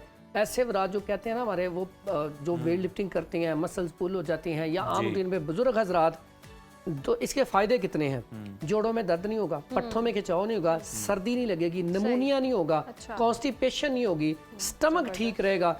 ऐसे जो मेरी बेटियां, मैंने जिनकी जेल जो बड़ी खुश्क हो जाती है, ड्राई हो जाती है, वो ग्लो करेगी। और ऐसे ही हमारे जो भाई हैं, उनका भी चेहरा बाजू का तो खुश्क, बाल इतने ड्राई हो जाते हैं सर्दियों में कि वो परेशानी होती है। फवाइद तो बहुत सारे हैं अगर आप पी सकें तो। बिल्कुल, लेकिन पीना मुश्किल। अच्छा, इसमें कुछ लोग अंडे की वजह से नहीं पी पाते, तो अंडा आप निकाल दें, अंडे के अलावा भी पियेंगे तो उसका रिजल्ट कम। एक और भी है तरीका, नाक बंद करें और पी जाए। हाँ, ये भी है। ये ज्यादातर ना जो आजकल की मेरी बेटियां हैं ना, खास करके वो जो कॉलेज यूनिवर्सिटी जाती हैं, वो ऐसा करती हैं, क्योंकि उनको अक्सर ये जो पहली चीजें पसंद नहीं है। आप तो देखिए, साइंस कह रही है कि देसी घी कोलेस्ट्रॉल पैदा नहीं करता, देसी घी से अच्छी चीज दुनिया में कोई नहीं है, तो देसी घी लें। ऐसे अफराद हल्दी भी कैप्सूल में भर के ले सकते हैं। जो ऐसी बेटियां बहनें नहीं वैसे खा सकती, हल्दी कैप्सूल में भर के ले लें। यानी कि ये सारी चीजें जोड़ों दर्द के लिए कमाल का ये असर रखती हैं। बेहतरीन।